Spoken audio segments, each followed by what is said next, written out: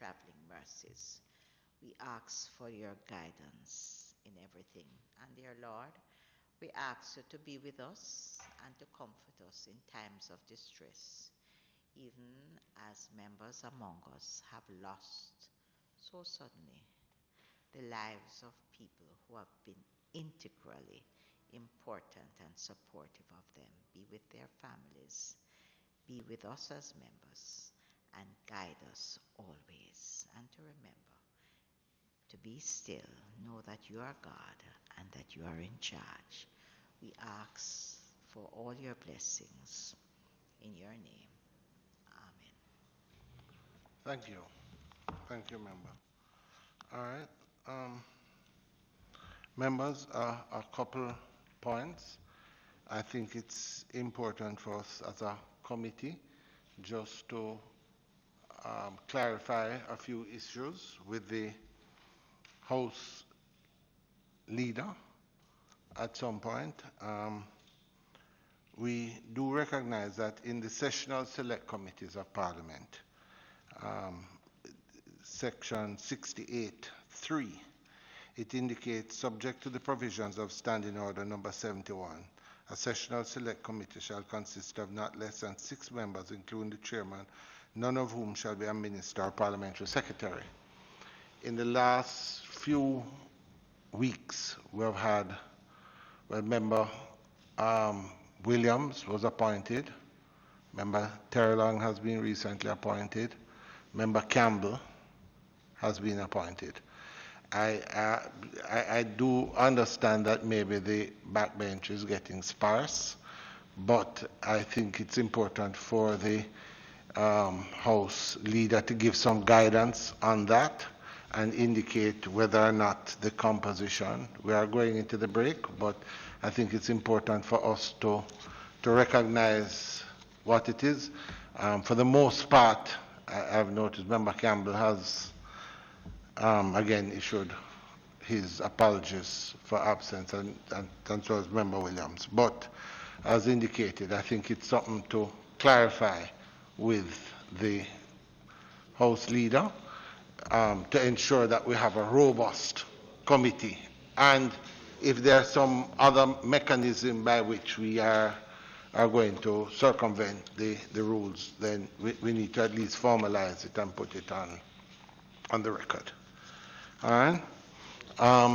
Just for emphasis on the point, Chairman, and I know it might come up, so I just say it.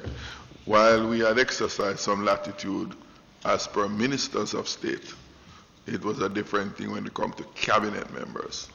So just to make that point. Yeah, as I said, I think what we need to do is to ensure that we have a discussion about it, just to formalize. As you know, we'd like the committee to be as correct in its procedures as possible. Members, today we are going to be meeting with the Ministry of Health and Wellness to discuss the Market Me Limited contract that is in the news. Before that, I would just like to crave the indulgence of the committee on something that is of concern to me. We have before us today the report on the Ministry of Industry, Commerce, Agriculture and Fisheries. This report is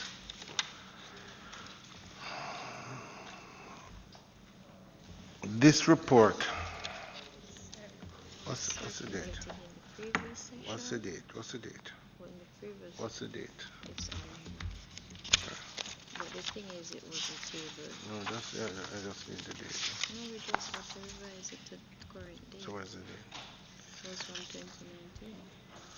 All right. I don't have the exact date on the report of the meeting. Ms. Bailey, we need to tidy that up, put the date on it. But it's a report that was not tabled on this meeting, but it has come to us now for tabling. But in this meeting, we had a discussion with the Cannabis Licensing Authority. And the discussion with the Cannabis Licensing Authority, they had given certain commitments that there were 2 areas that had been designated for the growing of marijuana.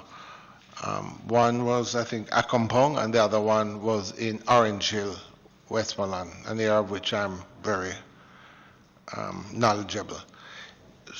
They had given a commitment to resolve the land issues. Since that meeting to now, those issues have not been resolved. And again, what we were raising at this meeting was the fact that despite all the chatter and discussion that we have had, trying to be on the cutting edge of the development of the cannabis authority, cannabis industry, sorry, I really believe that we're losing ground to our competitors. And I would seek the indulgence of my colleagues for us to invite specifically the Cannabis Licensing Authority, which are given these commitments, those 2 projects which are piloted projects, they're targeted projects. The minister has spoken about them repeatedly in the sectoral presentations, but on the ground, nothing seems to be happening, and I'd like to invite them to whenever our next meeting is, just to deal with those 2 issues. Should not take long. So, if I can get the approval of the committee on that. Thank you. We'll determine the next meeting later. Are there any other matters before we invite our guests in? All right, if there are no other issues, can we just move for the confirmation of the minutes of the meeting held July 22nd? Okay. Seconded. Member Paulwell. Okay. Can we invite guests in?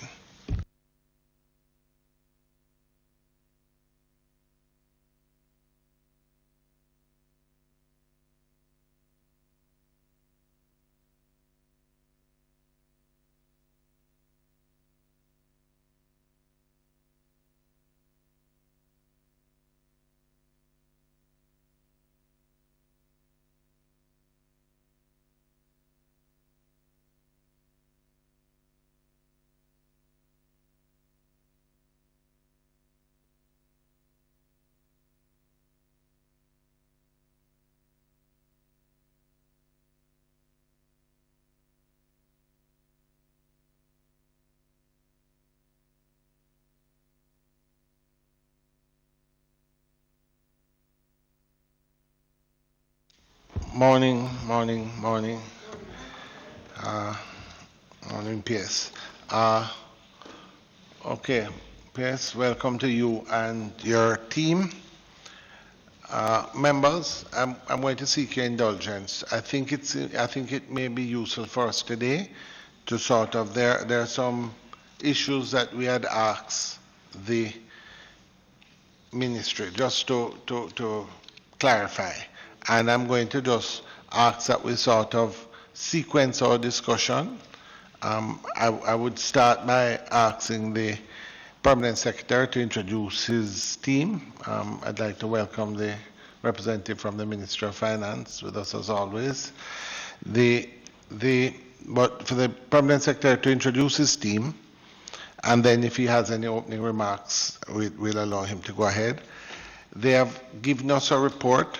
I would ask that we don't need every word in the report, but just give us the sort of timeline of events as quickly as possible in the opening so that members have a sequence of what has happened.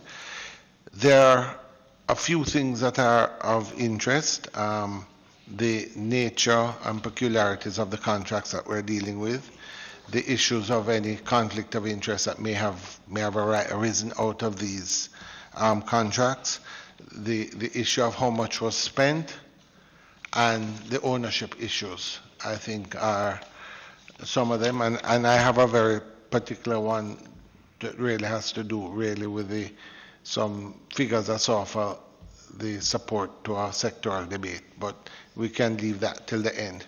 So what I would suggest, members, is that we take them in sequence so that we're not all over the place in the discussion. So with that, I'll turn over to Mr. Bryan.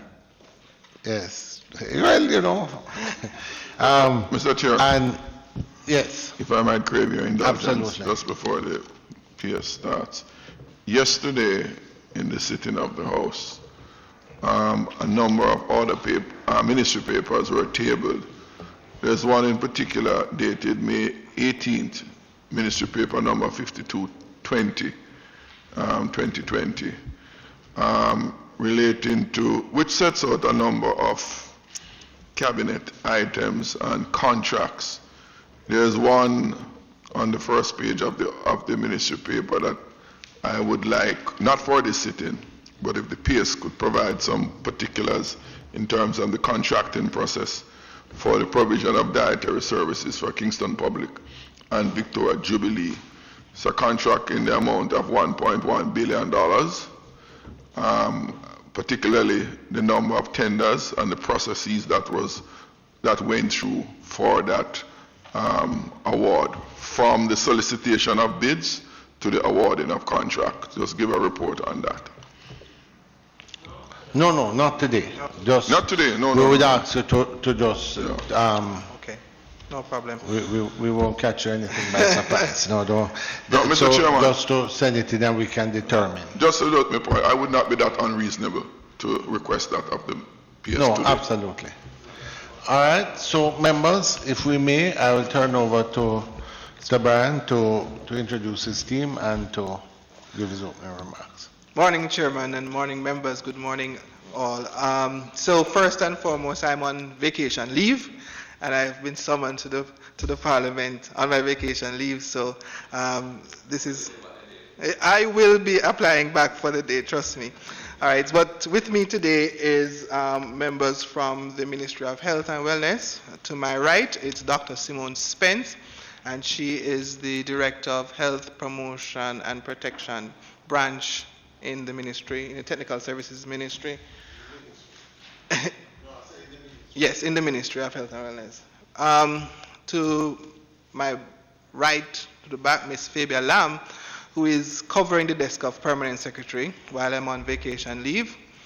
To my left, to the back, is Mr. Howard Lynch, and he is our Director of Policy and Planning.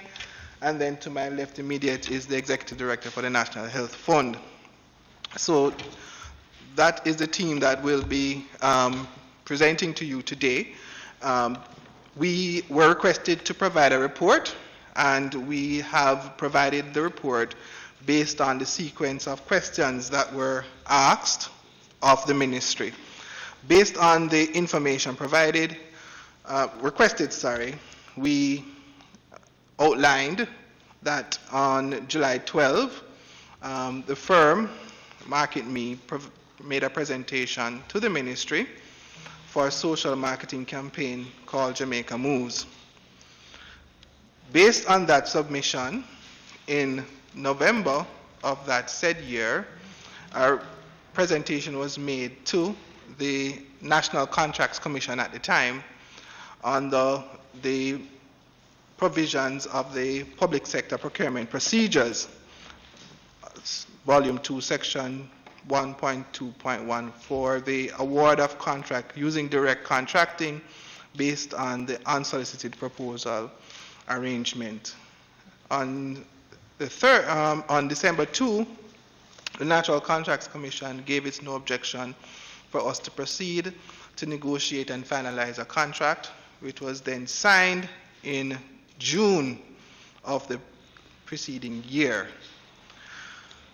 The contract was for a year and for the amount of $15.9 million for the implementation of activities relating to Jamaica Moves, after which the contract concluded in 2018 and a new terms of reference was developed based on the assessment of the ministry and based on the direction that we were moving in terms of physical interventions to reduce the impact of non-communicable diseases. Based on that terms of reference, the ministry engaged in a discussion around a direct contracting using methodology, using section 1.1.4 of the public sector procurement procedures as a follow-on contract, given the nature of the work and given the fact that the ministry was intending to continue the implementation of the program. Based on that terms of reference, the firm was requested to provide a proposal, a double envelope proposal where financial and technical proposals are submitted. Those proposals were evaluated, and based on negotiations that were conducted, the contract for the second phase of the implementation of the Jamaica Moves program was signed in March of 2019 for a year with a value of approximately $38.9 million. That contract came to an end in June of this year, and to date, the ministry has disbursed on that contract approximately $27 million. So that is the sequence of activities around the questions that were asked that we provided the answers to. All right, thank you. All right, members, I'm going to, if there's no need for any clarification, I think the timeline is clear. I'm going to move now to the nature and the peculiarities of the contracts. And there are two contracts, and I think that we will start with the first contract, which was signed in 2017, but the process started, I see, the process started in July 2016 when there was a presentation of a proposal for the social media campaign made by Market Me. So this contract, Mr. Bryan, sorry. Yes, this contract is an unsolicited proposal, and as you have here, it's under Volume 2, Section 121 of the Handbook of Public Sector Procurement Procedures. An unsolicited proposal may be considered by a procuring entity if it A, demonstrates a unique and innovative concept, or demonstrates a unique capability of the contractor, B, offers a concept or service not otherwise available to the government, and C, does not resemble the substance of a recent, current, or pending competitive tender. The question that comes to my mind there is under which of these would the unsolicited proposal be acceptable? Okay, so the unsolicited proposal it's not a either or. Our interpretation of it is that it must meet all of the prerequisites, because it says an unsolicited proposal may be considered by the procuring if it demonstrates, offers, and. So there's not a or there, it's and. So the prerequisite to meet the standard is that you must meet but all that three. makes it even worse.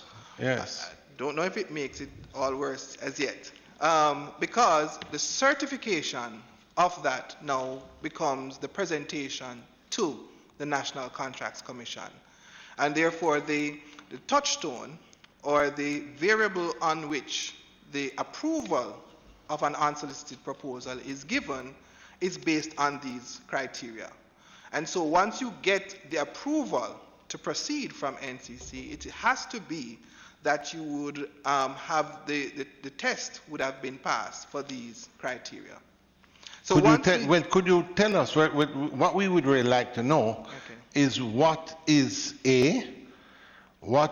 the unique and innovative concept, and what is the unique capability of the contractor? Go again. The unique.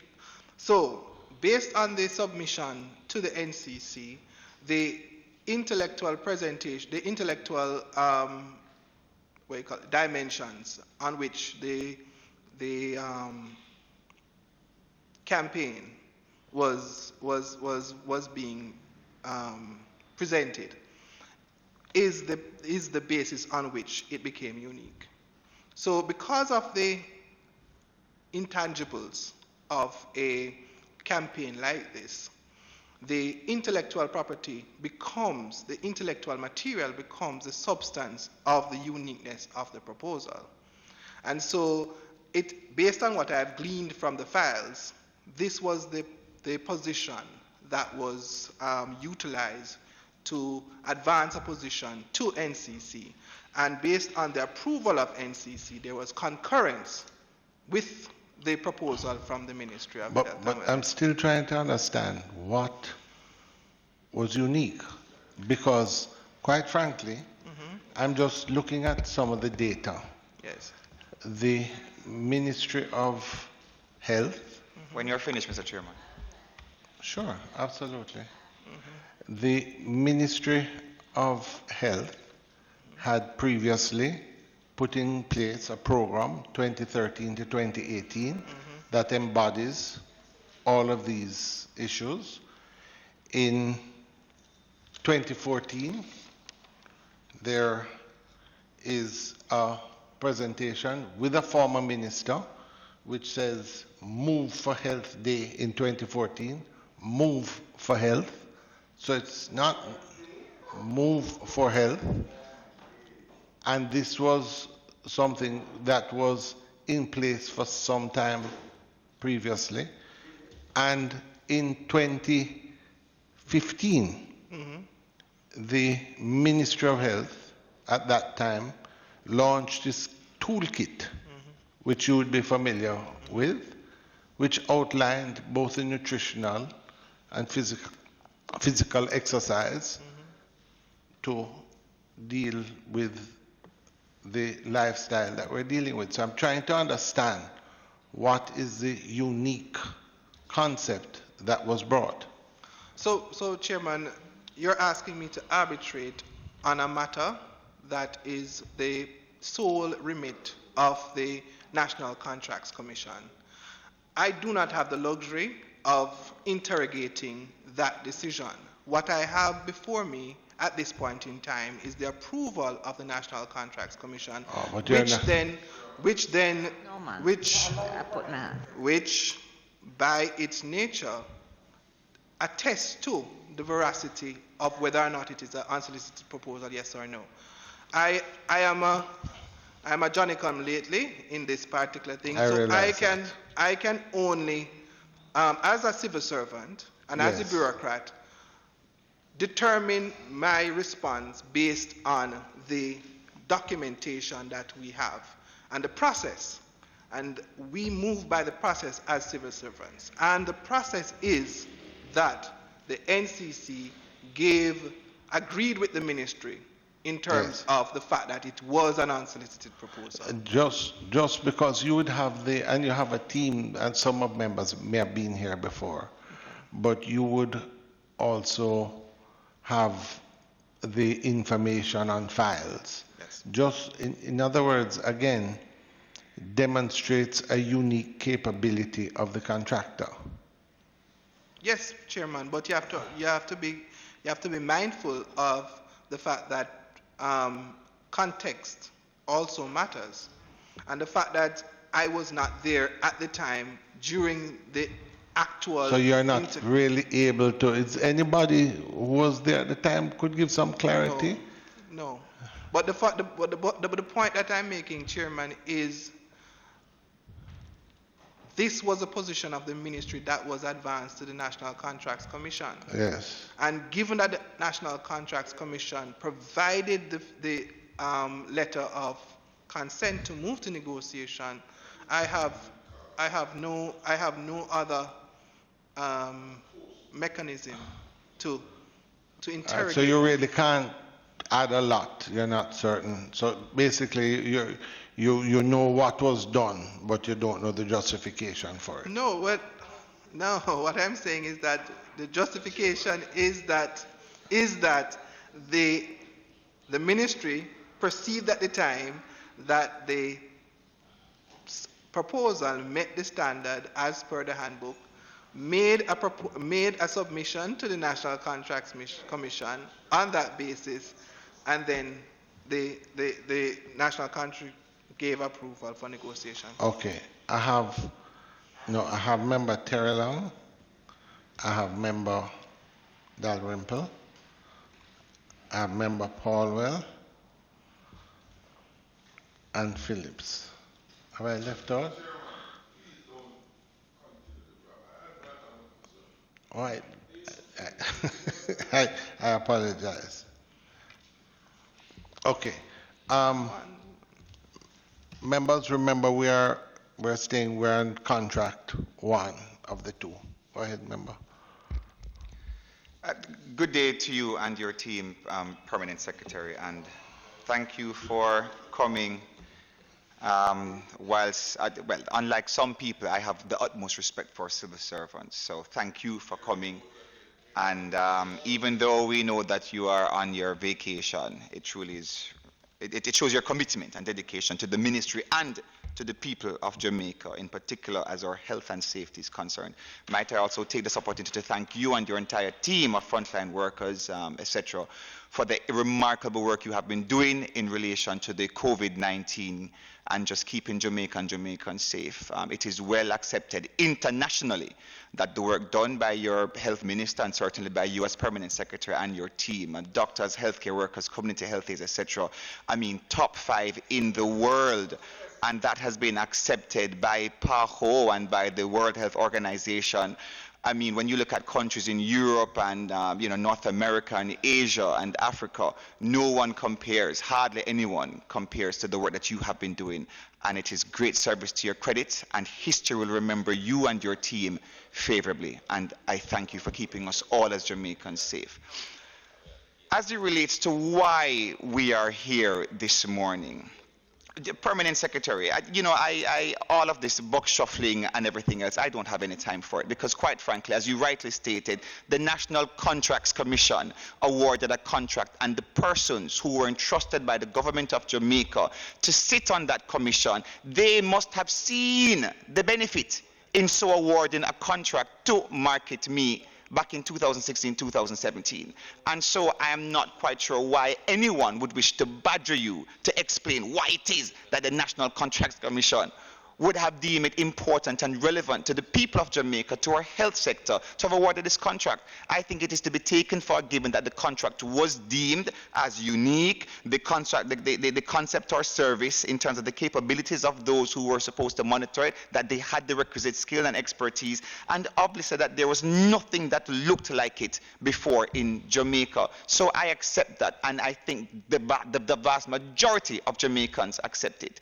In fact, Permanent Secretary, I have seen pictures of persons from both sides of the political divide at Jamaica Moves campaign, launches in their own constituencies, at schools, in areas, and I have seen members from both sides of the political divide, and I'll say it clearly so everybody understands me. I've seen JLP members of parliament and ministers. I have seen PMP members of parliament up and down on stages, dancing and getting into the moves and just keeping fit and healthy. And I must say, Mikhail, yeah, man, the move. I know you're at the launch, Mikhail, and you're looking fit, man. That's good. So, and I know you jog with the minister because you have been moving with the rest of Jamaica, and it is a good look. It is a good look. So, PS, again, thanks to you and your team. Both sides of the political divide is active and moving with the rest of Jamaica in Jamaica Moves. Now, PS, if you could just explain for us, what was the main goal of the contract with Market Me? Just what was the main goal?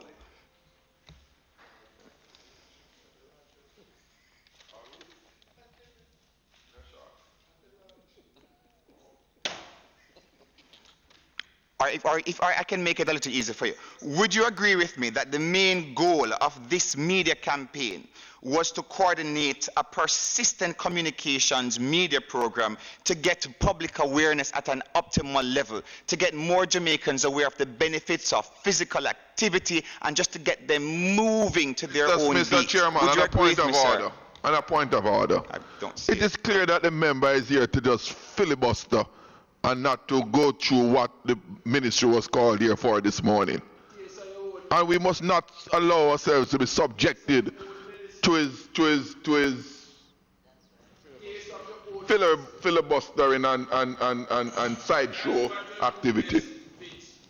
I would, while Member Clark, please, while I will allow as much latitude as possible, I would suggest to the member, who is also a lawyer in his own right, that one of the reasons in his own right. Yeah. No, it's all right, I'll let that pass. I will not go. I make the point that you understand the reason why ministers are not normally on oversight committees are because persons who are involved in making policy should not also be the ones doing oversight for policy. So I would suggest to you, with the knowledge you have, to be guided in breaching the own rules that you so often like to quote. But I will allow some latitude. But please, I ask for your own personal indulgence because you understand the system as well as I do. Well, just to be clear, sir, I don't sit in the cabinet, one, and two, the question that I've asked of the permanent secretary, They do it is general understand knowledge. they stand the It is orders. no, Mr. Chairman, with the greatest of respect, it is not knowledge that is unique to me or anyone here. It is knowledge, yes, that every single Jamaican is aware of. What was the main goal of the contract with Market Me? And it must have been to increase public awareness, to develop a persistent and coordinated program to develop and increase public awareness about non-communicable diseases, which are killing some 60% of men in Jamaica and some 75% of women in Jamaica. Those numbers are very high, especially when one considers that obesity in Jamaica has increased by some 30% over the last 10 years. Sir, so it is important for us to understand what was the main goal of the contract with Market Me. So, Mr. Permanent Secretary, if you could assist us, please, with that answer. So thank you, member. So based on the contract, the reference is made to the contract under the terms of reference goals. The first contract is to develop and implement a social marketing campaign that will facilitate increased population-wide physical activity. It is to facilitate the development of at least one walking zone in each parish, to utilize social media as a platform to engage persons in physical activity, and to engage mass media in marketing physical activity as fun, beneficial activity to be incorporated on a daily basis by all ages. So that was the objectives and the goal of the first engagement. All right, thank you, PS. And would you agree with me, sir, that that goal has in fact been achieved and that the whole concept of Jamaica Moves is being sung far and wide across Jamaica, and for large and in large parts Jamaicans are moving to Jamaica Moves? So based on the fact that the ministry agreed to pursue a continuation contract, it would intimate clearly that the ministry was of the opinion that the objectives of the first contract were met. Also, if we are to, from an anecdotal perspective, look at what is occurring, there is a lot of replication of the program regionally and internationally. As a matter of fact, last year at the World Health Assembly, Jamaica Moves was highlighted as one of the critical areas that the international community was invited to look at in terms of how Jamaica has utilized social media, has utilized communication and social marketing to change perceptions, change values systems around health-seeking behavior, values and attitudes relating to health and behavior change. And so based on those parameters, I would think that, yes, the program has had some impact or some outcome that is related to. I'm sorry, PS. Based on what you've described, would you say some impact or great impact? Having regard to, you said that international media and at international health organizations and regional scope, etc. So isn't that great impact, Permanent Secretary? All right, you have to forgive me. You have to forgive me. We tend to not in the civil service use superlatives a lot. What we can say is that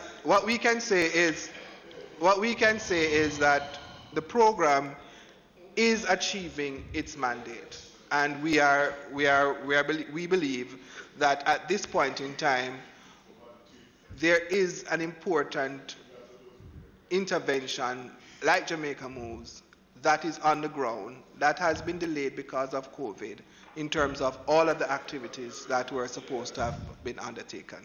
So you will agree with me then, Permanent Secretary, that the Jamaica Moves program has had far-reaching local impact, and certainly it has also achieved international impact. No. Are you agreeing with me about the far-reaching local impact and international impact, Mr.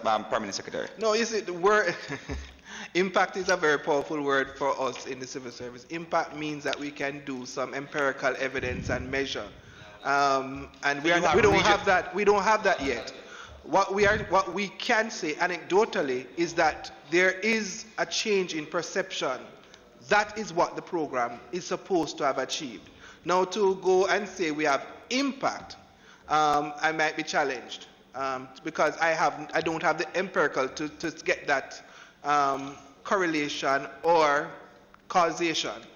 Let me answer the question this way, Permanent Secretary. How many Caribbean countries have launched their own regional moves? It's about 3 or 4. Barbados, yes? Yes. Trinidad, yes? Yes? I think St. Kitts and Nevis, yes? All right, good. And the Bahamas, Bahamas as well. All right. And there are plans to launch different variations in the Commonwealth, like in the Commonwealth. Are you aware of that as well? Yes, and we countries in Africa. Right, and we do know that the program has been incorporated in the Caribbean Regional Public Health Authority, CARFA, and they have adopted the program as a regional program, and they have received funding from CDB to implement the program across. It's okay, sir. Just to move. Yes, you can use the word. In several Caribbean countries. So what's the extent of this funding? Go again. What's the extent of this funding that was received from the CDB? I don't want to give you the figure because I don't have the figure with me now. But from I do know that from the where? From the Caribbean Development Bank. To whom? To CARFA. Yes, funding was given to whom? CARFA. He's saying that the Caribbean Regional Health Authority, they have been so impressed with Jamaica Moves that they want to further it in other Caribbean territories, and they've applied to the Caribbean Development Bank for funding. Go again? They would fund it through whom?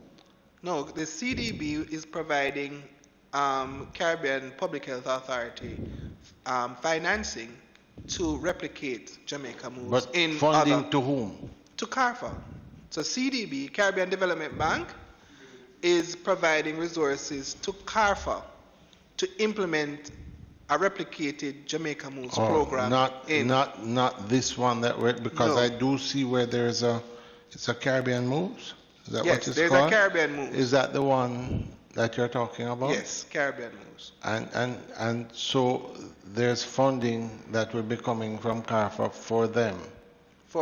No, for the implementation of the program, it's not yet defined who. All It's right. still in. Yes. We will get to that. We're going to have a long discussion because the ownership issues. There are a lot of issues we have to discuss. But go ahead. All right, thank you. And in terms of a program like the Jamaica Moves, would you agree that a program like this is beneficial to raise public health awareness and also as it relates to getting Jamaicans to adopt healthier lifestyle? Do you think a program like this is beneficial for Jamaicans? Of course.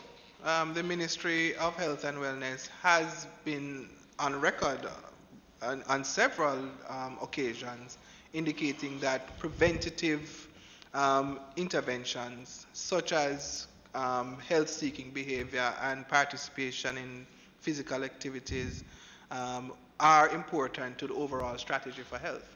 So, of course, we believe that a program such as this, and it was highlighted in the plan, the strategic plan, that we must have a program around physical activity in order to reduce the impact of non-communicable diseases as part of the overall strategy.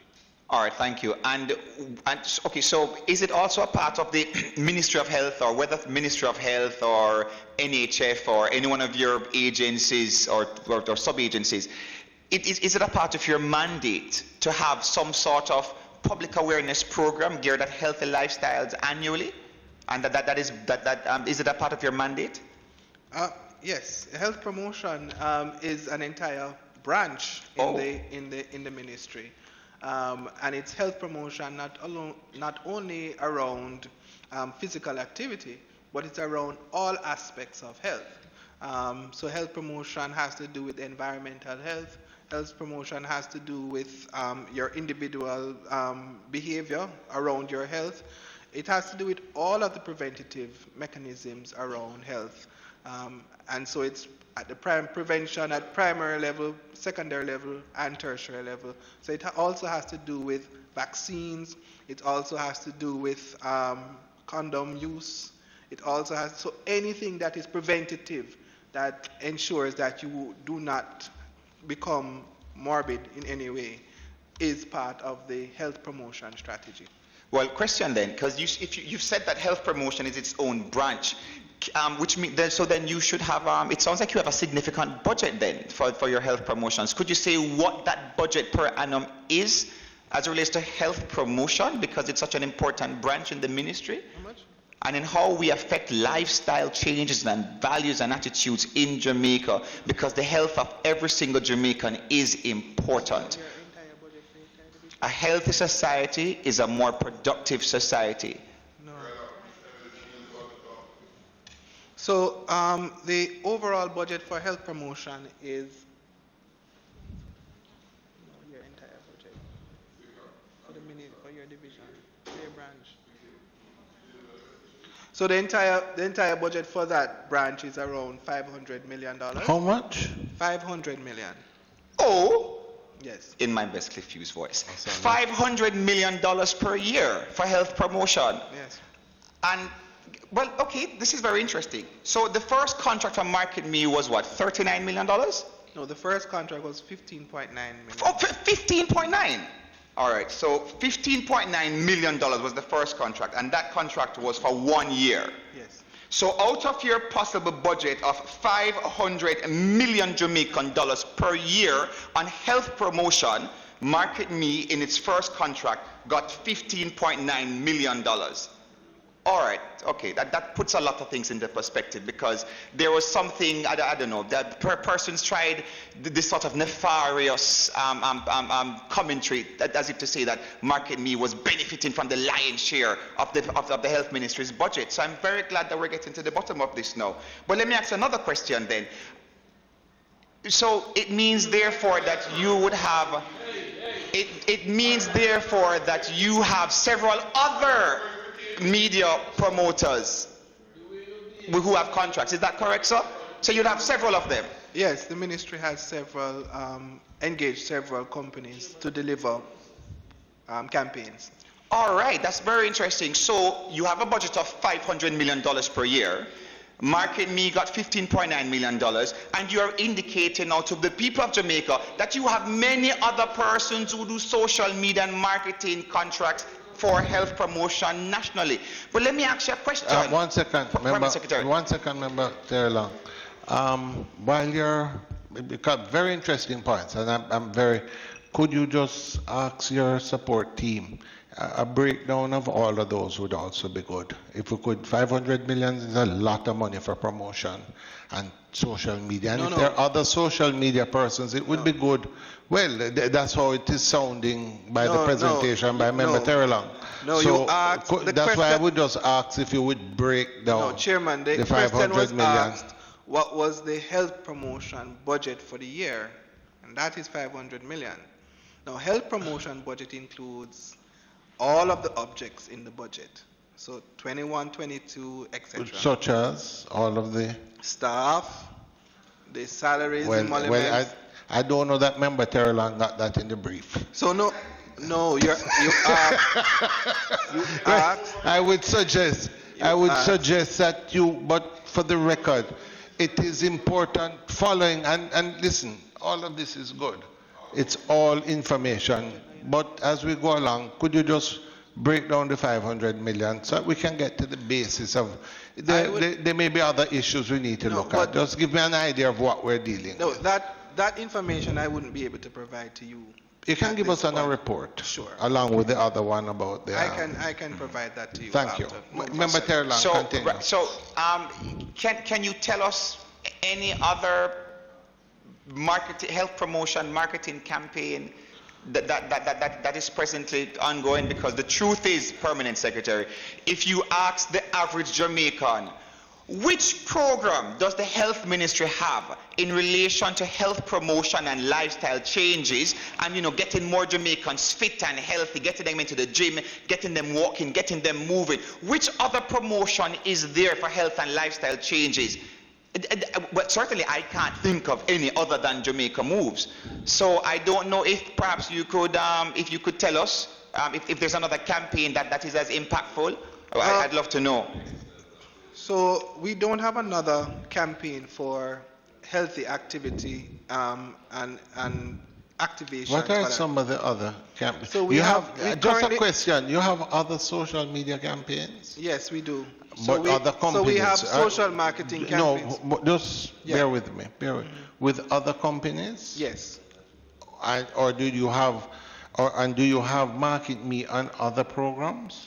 We utilize, not on other programs, but we utilize Market Me like other agencies for ad hoc interventions. Right. Well, let Member Terrelong continue. We'll come back to that after. Go ahead, Member Terrelong. Ad hoc. So you were indicating if there, well, you had indicated so the Jamaica Moves program really is the more popular, it's almost like a flagship program, or it is a flagship program of the ministry, isn't it? The minister in his sectoral presentation, and about 3 of the sectoral presentations, did identify this program as the flagship program of the ministry. Yes. And in fact, the last time I recall any program as impactful would have been many, many years ago, and people still talk about it today. Are you familiar with a Jamaican health program from the ministry called Two is Better Than Too Many? Yes, I'm very See, I see the heads nodding, Mr. Chairman. Everybody remembers that program. And I guarantee you, Permanent Secretary, I guarantee you that not since Two is Better Than Too Many in the 80s has there been a program and this is a program by the government of Jamaica, a program that every single one of us as Jamaicans should be proud of, because we are the envy of the Caribbean and we're the envy of the world in relation to lifestyle changes and reducing the effect and impact of non-communicable diseases. And I think it is important that every single Jamaican knows, Permanent Secretary, yes, that when you have 60% of men and 75% of Jamaican women dying because of non-communicable diseases, which cost the government over $600 million, US million dollars annually, because of the loss associated with their demise, that such a program as this is so important. And the only thing that Jamaicans can remember come close to it is Two is Better Than Too Many back in the 80s, I believe it was. So, All right. Permanent Secretary, the last thing I would want to say to you at this juncture is that from everything you've said, I do believe that the Jamaica Moves Market Me contract program was value for money, well received for the benefit of all Jamaicans, including you and your families, and every single one of us here and our families. Thank you, Permanent Secretary. Member Terry Long, just for the record, which ministry are you in? Education, and what the Jamaica Moves have done is it has educated. No. Oh, you thought it was health? No, it's education. And this ministry has educated every single Jamaican. And you know, the Prime Minister spoke recently and he said, education is the vaccine for so many of our ills, because when you speak about health and fitness, and even now as we face the coronavirus, the education of our minds, the education of our youth and our people generally as to measures to take care of themselves, to protect themselves and protect their families, it is important. So I want to thank Market Me, and I want to thank the Permanent Secretary and thank the Ministry of Health and all our frontline workers for continuing to educate Jamaicans on the lifestyle changes that they must take to secure and protect themselves and their families. Thank you. Member Dalrymple. Thank you very much, Chairman. I want to go back to your emphasis on what was unique about using the company. And you did take up a sheet to ask whether or not there were not other programs within the ministry that related to wellness and health. And the Permanent Secretary answered yes. I want to... Pardon? Excuse me, you said if there what? were other programs, you did mention, you asked, you said, there were other do we programs? have a... Yeah, Yes. and he said Yeah. yes. And you were asking him to justify the fact that there was something unique about...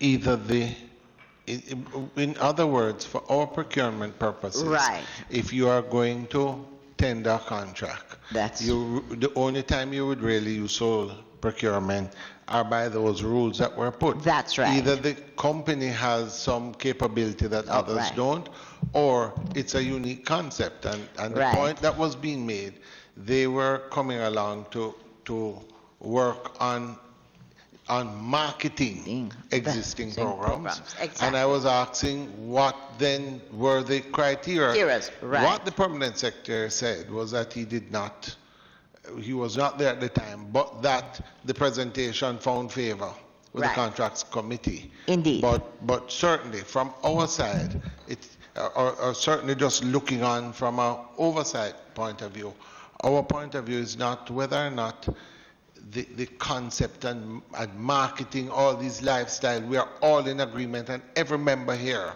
agrees with these lifestyle changes and the need to market them. What we are saying is that there must be fair competition amongst all companies in Jamaica to do it. Therefore, there must be a rationale, there must be something. So that was basically, and to his credit, the Permanent Secretary was saying that, you know, he's looking with hindsight, but that it found favor with the contract. With the contract. Am I correct in my interpretation? Yes, Right. go ahead. And I go back to a Jamaican saying, the proof of the pudding is always in the eating. Because what is particularly unique, and obviously the company has the ability, and somewhere in the presentations to the Contracts Commission, they must have seen it, because Jamaica Moves has stood out nationally and internationally because of the way it was marketed, the dancing, the pictures, whatever it is, it has stood out, and it has indeed proved to be, and has in fact backed up the decision of the Contracts Commission. It has proved to be a unique concept that has stayed with our population and has been recognized in the Caribbean and indeed internationally. Even as we are grateful for the guidance through COVID-19 pandemic, we have faced in Jamaica with all the programs that have been previously presented throughout the ministry's life with a pandemic that deals with non-communicable diseases. In that, lots of our people suffer from kidney failure, arthritis, diabetes, all of that. So my question is, I'm stating that the program has proved and the marketing and the capabilities of Market Me in this award of contract is unique. My question, therefore, are to two persons. Dr. Simone Spence, to explain to us as a committee so that we can appreciate what this contract has done. Explain the funds, the efforts, all it is that you can indicate that is being spent and has been spent in dealing with persons who come into our health system suffering from non-communicable diseases. The money, the type of money that we spend yearly to deal with that. And also to Mr. Anderson as to how much of the money that he uses for drugs is spent on assisting our people with non-communicable diseases. Just a moment, Chairman. Let me just say to you, I think, and with the greatest respect, I think both the Ministry of Health and the committee, and I think wider Jamaica knows there's no doubt about the importance of having campaigns such as yes, but Chairman, please let me just. I'm simply saying to you, what we're focusing on with the Ministry of Health today is really looking at how the process by which these things were done. Yes, I think but that what we're if we go into too wide a breach. Our remit under Section 73 of the Standing Orders is to look at how the funds were spent and whether we have got value as it is being spent. And you have asked, you have questioned what was so unique about this company, why it was awarded, and what has come out of it. Yes, that is what you're saying. No. And I still haven't gotten an answer for it, Member Dallas. Well, I have not seen in all the things that have been in the press, in all the reports that we have looked at. But Member Dalrymple, with due respect, once you spend $58 million, you're going to see a change. That's a lot of money to spend on social media and marketing. So I'm saying to you, that is one issue. And we will get to the issues of value for money because we're going to go through the analysis that was done but after. That is our remit, No, but I'm saying it's here in the report, and I indicated. Yes, but we are guided as a committee. But I'm asking what I said initially. Can we go through the series of issues and then have the wider discussion yes, after? But I'm responding to your question. You want an answer to what was unique about them.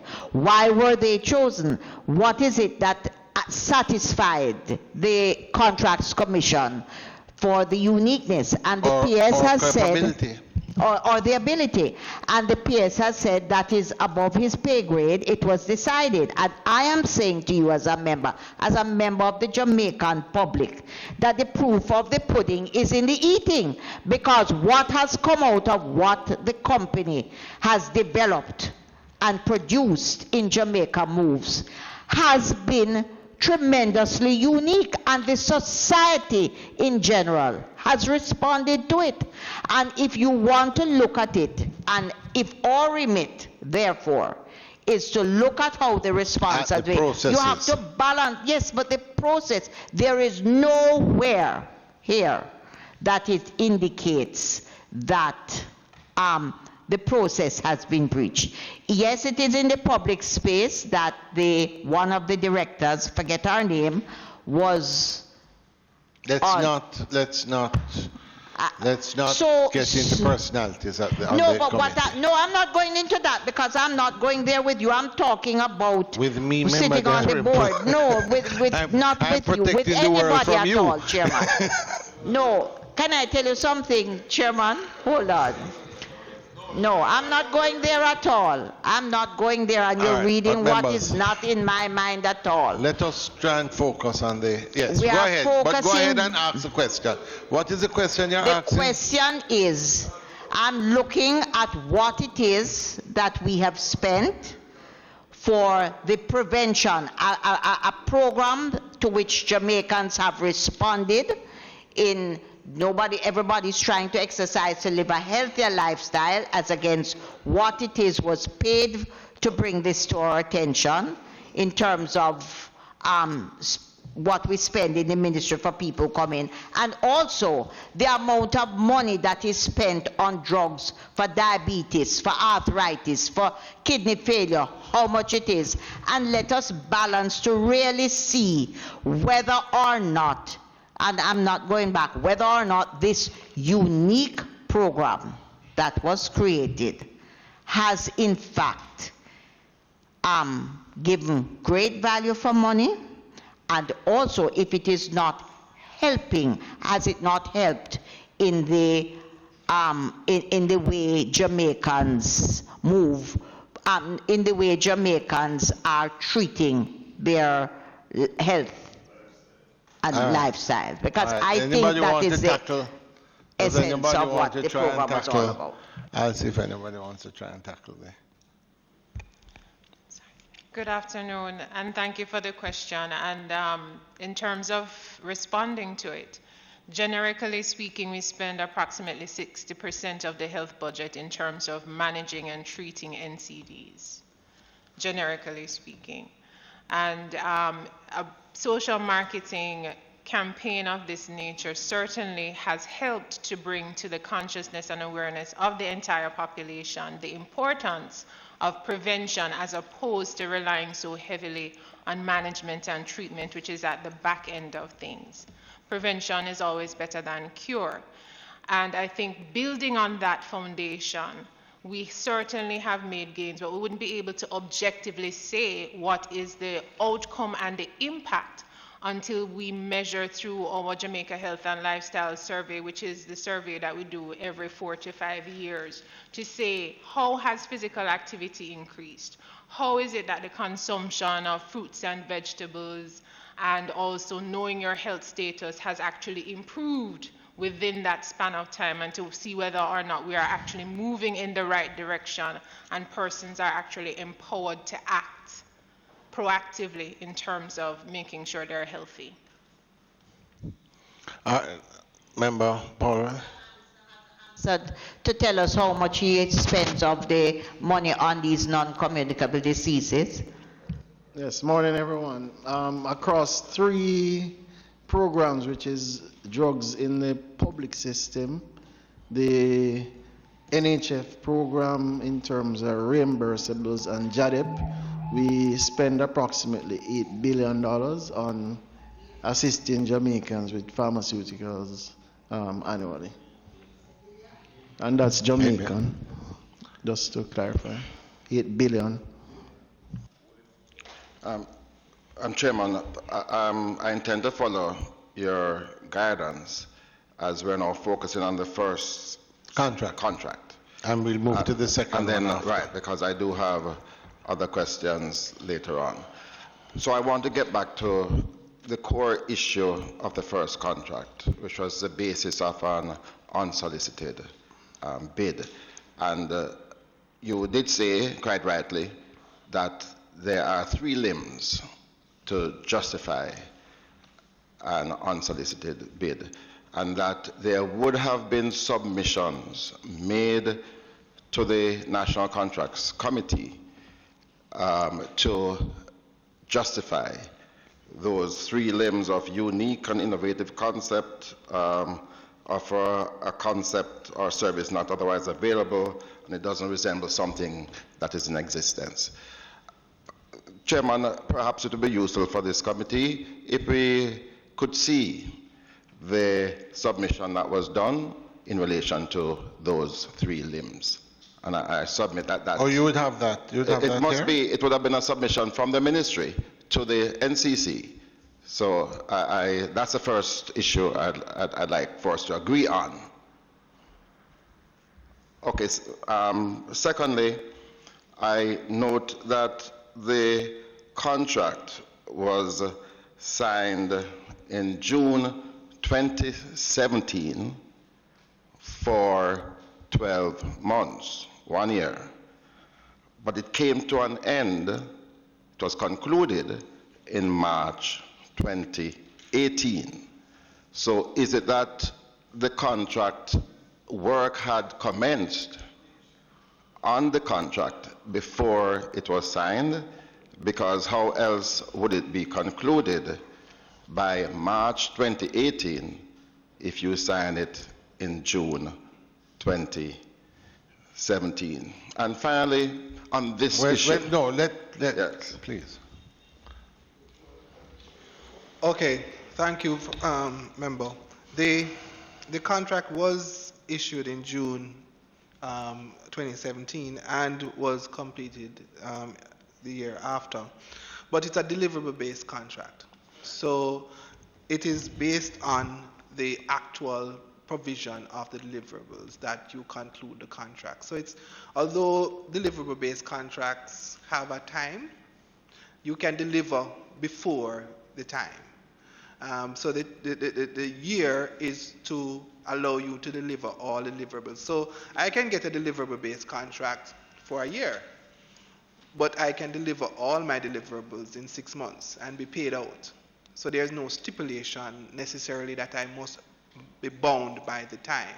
Yeah, but clearly the deliverables would not commence before the commencement of the contract. So we wouldn't expect to see deliverables occurring before June 2017. And if we did, then it must have been some other arrangement. That would be reasonable, but there are instances where... What would be reasonable, Mr. Dawes? Mr. Bryan, I'm not certain. No, there are instances where, you know, based on the nature of the negotiation, based on what is occurring... Were you there at the time? No, but I'm saying... Was anybody there? Because it would be useful if we had some actual empirical data, because some of these questions really... No, but what I'm saying is that... I'm not an opinion. What I'm saying is that in the context of the question that was asked, why was... Well, when did the contract start and finish? So it was started as we have chronicled. It started in June and it ended March the next year. So it's shy. It's about 2 months shy. It's 9 months of the actual time. Well, a clarification, because the member is... Because the documents here, Chair, that was given to us, which is this contract, which you said to us, shows that the contract was signed in January of 2017. Right. That's I can clarify. And you have here, even in your deliverables, at the back page, to show that there are things that were supposed to be delivered from January 2017, but in your documents that you have said that the contract was signed in June of 2017.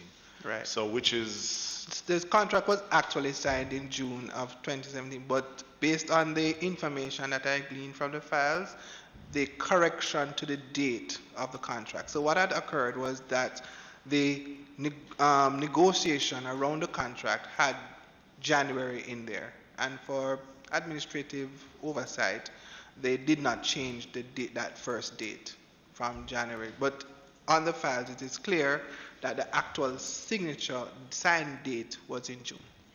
So just to be precise, because you just alluded to the fact that work could have commenced before the contract was signed. Is that so? Not on this particular contract. But no, I'm asking about this one. Okay.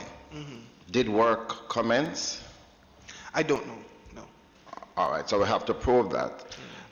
Because it does appear, based on some of the research that we have done, that we have seen perhaps work being promoted by Market Me in relation to the ministry.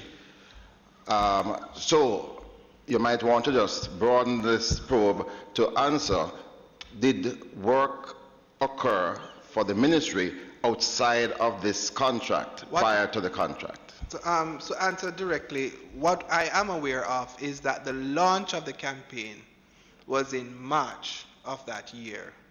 But that cost was borne by a private sector interest that provided the support for the launch of the campaign itself. So that wasn't necessarily a payment or an activity that was attributed to the actual contract, because there were several, based on how the different Are you inputs. saying that no money in the contract was assigned to that? Based on the deliverables, no. So if you look at the deliverables that are outlined in the contract, they are the implementation plan for the walk-in zone, the outline and implementation schedule for social media campaign, a logo for Jamaica Moves, at least 5 graphic designs that can be used for print media, at least 1 10-minute video, social media campaign, radio, television, and print interviews, at least 8 print features and press releases surrounding the events, and 2 mass physical activity events. So those were the deliverables in the contract. Those were the activities that Market Me were to produce in order to be paid. And you're saying that work on this concept of Jamaica Moves started prior to the date of the signing of the contract? So it would have to, because there was an unsolicited proposal that came in from the June before. And so the presentation of the unsolicited... You mean July before or Yeah, June? the July before, Yeah. forgive me. You know, I want us to be very precise about the dates. Sure. Because I want to come back to 2016 now. Right. All right, so the contract was signed in 2017. Right. The presentation was done in July 2016. That's correct. Before July 2016, did Market Me do any work for the ministry? And were they associated with the ministry in terms of actual work being done? Not to my knowledge, and not to the evidence that was presented in the files. So what we did was to do a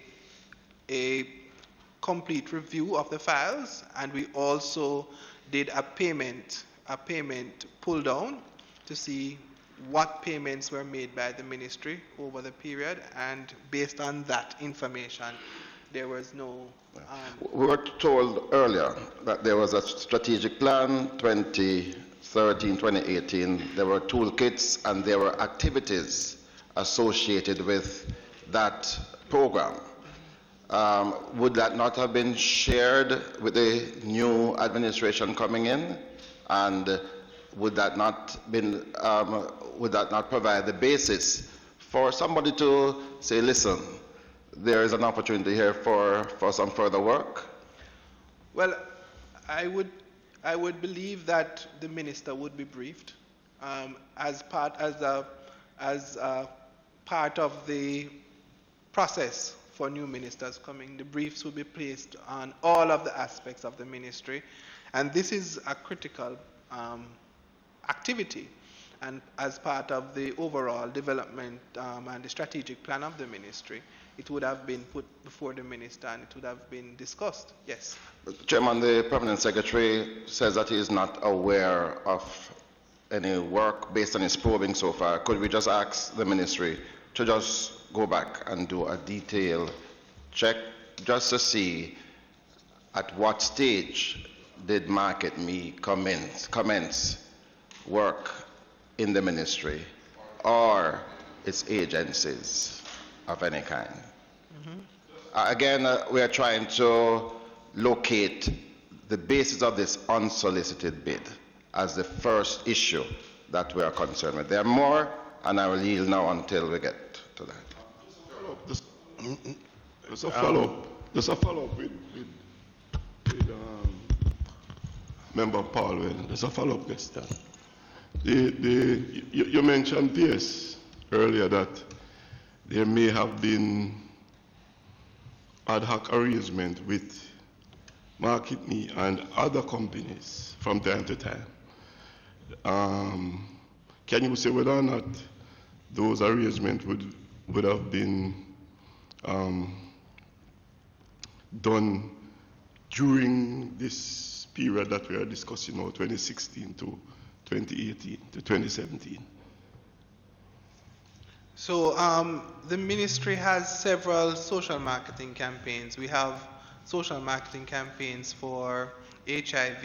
We have there's the HPV, social hepatitis, human papilloma virus. HPV, you understand? HPV.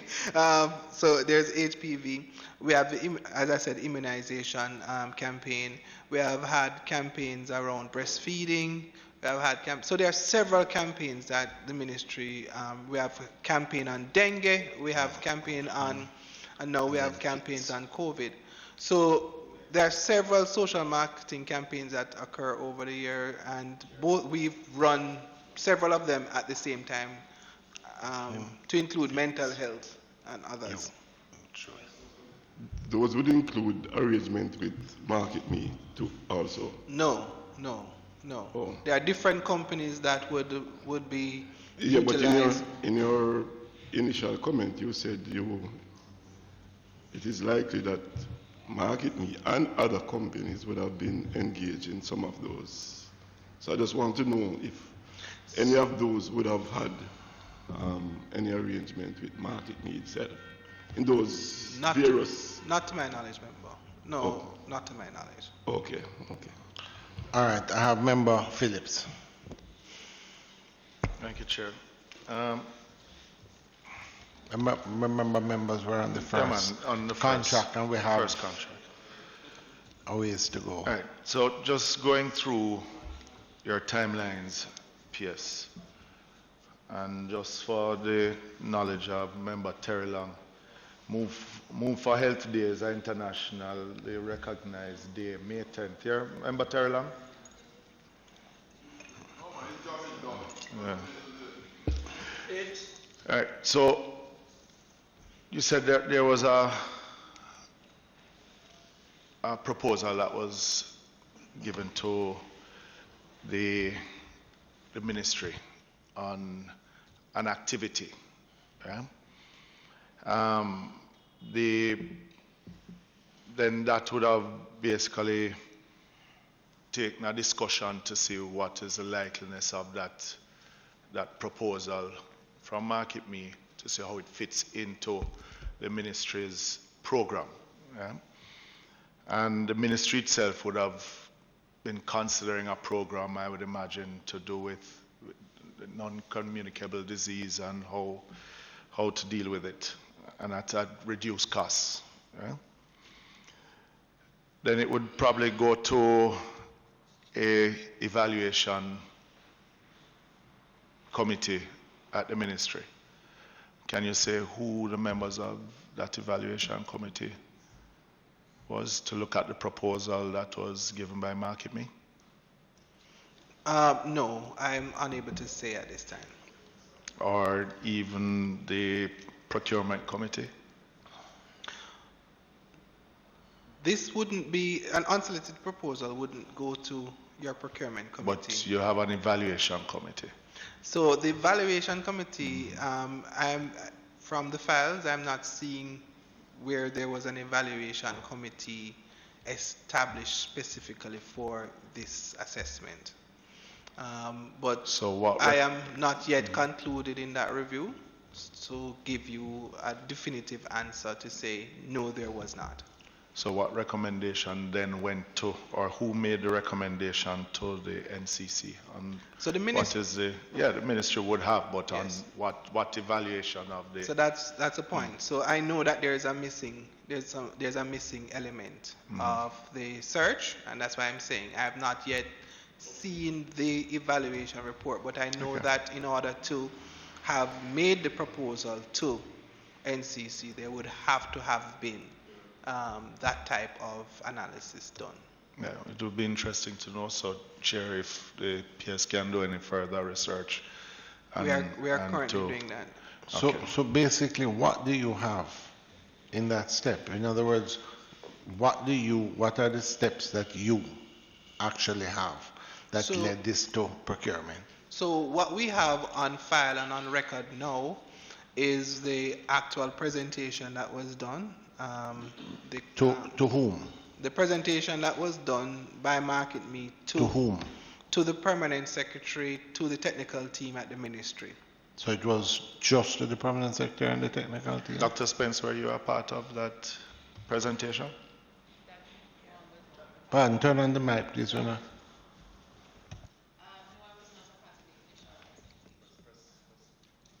No, I was not a part of the initial presentation. So At who what would point be did the you- initial presentation? Because that would be your department. So I was assigned to this department in 2018. Okay, so Oh, you weren't there. So who was there before you? The previous director would have been Dr. Beverly Wright. Okay. All right, so, But sorry, in complete.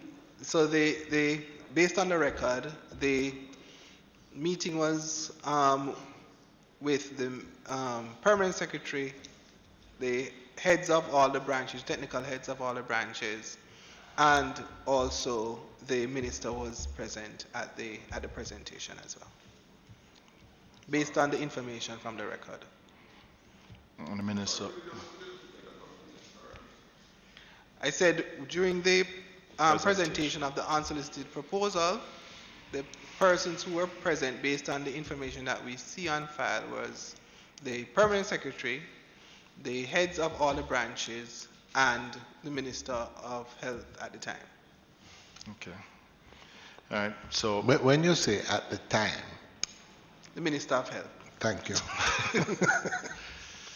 all right, so after the presentation, I'm just trying to get for you to carry me through the steps. So after that presentation,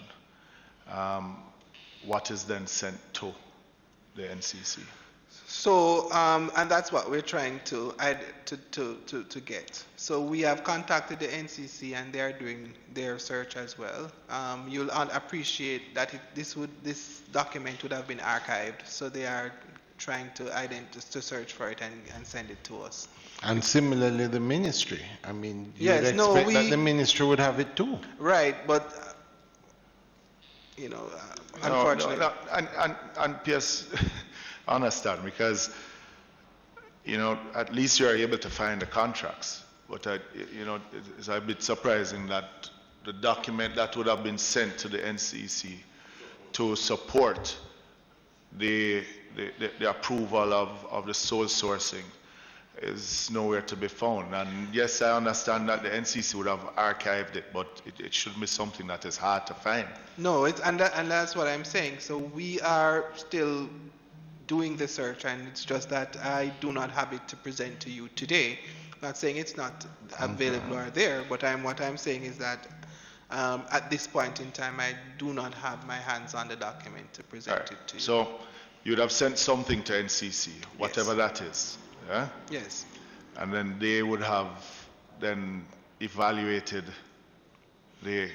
that's why for me, the evaluation from the ministry on the proposal, that is a missing link that needs to be found. Yeah? Fair enough. Yeah? Then in December, on December 2nd, you would have gotten a response from the NCC. That's correct. Yeah, that to go ahead with this unsolicited proposal. At any time, well, none of you were there, so to ask a question, but did then, or has it been seen where, let me step back a little bit. The director of Market Me that was appointed to the board of NHF, yeah? Right? At what point did, after getting the approval from the NCC, did then the ministry approach the NHF for funding? No, No? member, let us just go through the first contract. Let's just take it in all right, stages. all right, okay. So the point that was made is that we are really awaiting from you, A, your evaluation of the presentation from the internal persons, and B, the documents either from the ministry or the PPC. contract from the PPC. so that we can get those, because those are missing at the point in Yeah, time. but Okay. let me just, not Chair. So coming back to the contract, just to finish up, where you have, and your response to Member Paulwell on deliverables before the start date of the contract, which was in June of 2017. But the Jamaica Moves was launched on April 7th at Emancipation Park. I remember being there because I remember members in the house got their bags with their Jamaica Move bags, their T-shirts, their water bottles, everything. So there would have been some deliverables before the signing of the contract. No. No. You have to recall that the actual program had components that required partnerships with private sector.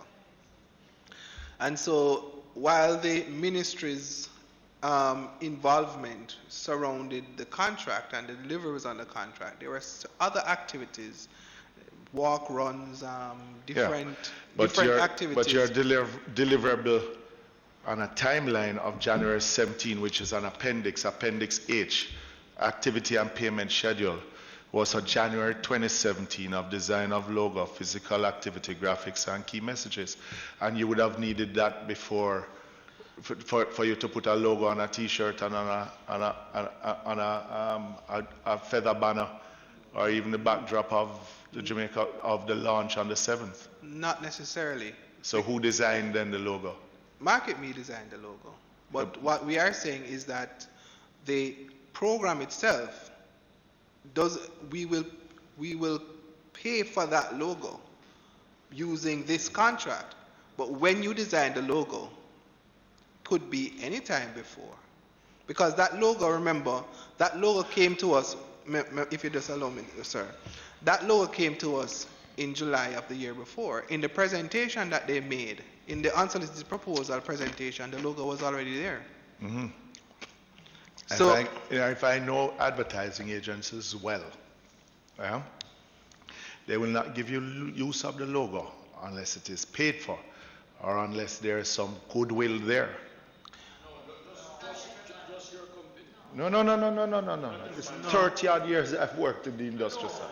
So, and I didn't run an advertising agency. All right. But members, please. No, that's not what we're saying. What we're saying is that the launch of the event, the logo for the launch, because specific to your question is whether or not the payment for the logo would have occurred before. No. Remember, Paulwell asked about work starting before the contract date. Right? On the contract, it shows that it was signed in January 2017. Right. In your timeline. No. It was signed in July. Right. And I've corrected January 7, 2017 is on the document Oh, here. that is signed? Yes. Yes, but It says here January 2017. I already submitted to this committee that was an error. And No, the but how do actual you sign- but how do you make an error like that? If it's signed in January, the contract with timelines attached to the contract. How is it that you then start work, in your words, in July? So, in reviewing the files from the legal unit who actually prepared this final signed brief, there is clear indication that the actual sign date and the documents on the file shows that the final sign date for the contract was in June. It was in June. In June of 2017. Yeah, so why a copy of that wasn't then attached to this? A copy of the documents final sign date, because I can only go off of what you have sent me now. Right. So you sent me a contract that was signed in January of 2017, and in your timeline it says July of exactly. Yeah. So who signed this contract? The PS. The PS would have signed that contract. Yes, this was signed by the PS at the time, Sansia Bennett Templar. So that was signed in January? No, it was signed in June. But PS, with all due respect, this would be a binding contract because there's nothing on it that says June. Yeah, here says January 2017. Understood. Around the back here says January. It says contract date. Yeah? It shows a contract date between January 2017 to December 2017. And is there another contract signed somewhere? And it shows deliverables starting from January 2017 to January 2018. I understand. And as I said before, it was an error that they did not address the dates in the contract. And I also submitted that based on the information. Well, that's tardiness by the ministry. You know, you will accept that. I will accept that. Yeah, you're completing a thought. No, I'm putting to the committee again that this was an error. The actual start date of the contract was. So why did that happen? From what you understand, because when you saw that, it must have raised some concern, knowing that you are going to be explaining it, you would have asked the question, if a contract was signed January the 1st, or January whenever it was, and then in your legal department says that the contract was not was not put into effect until June. Right. There must be a reason behind it.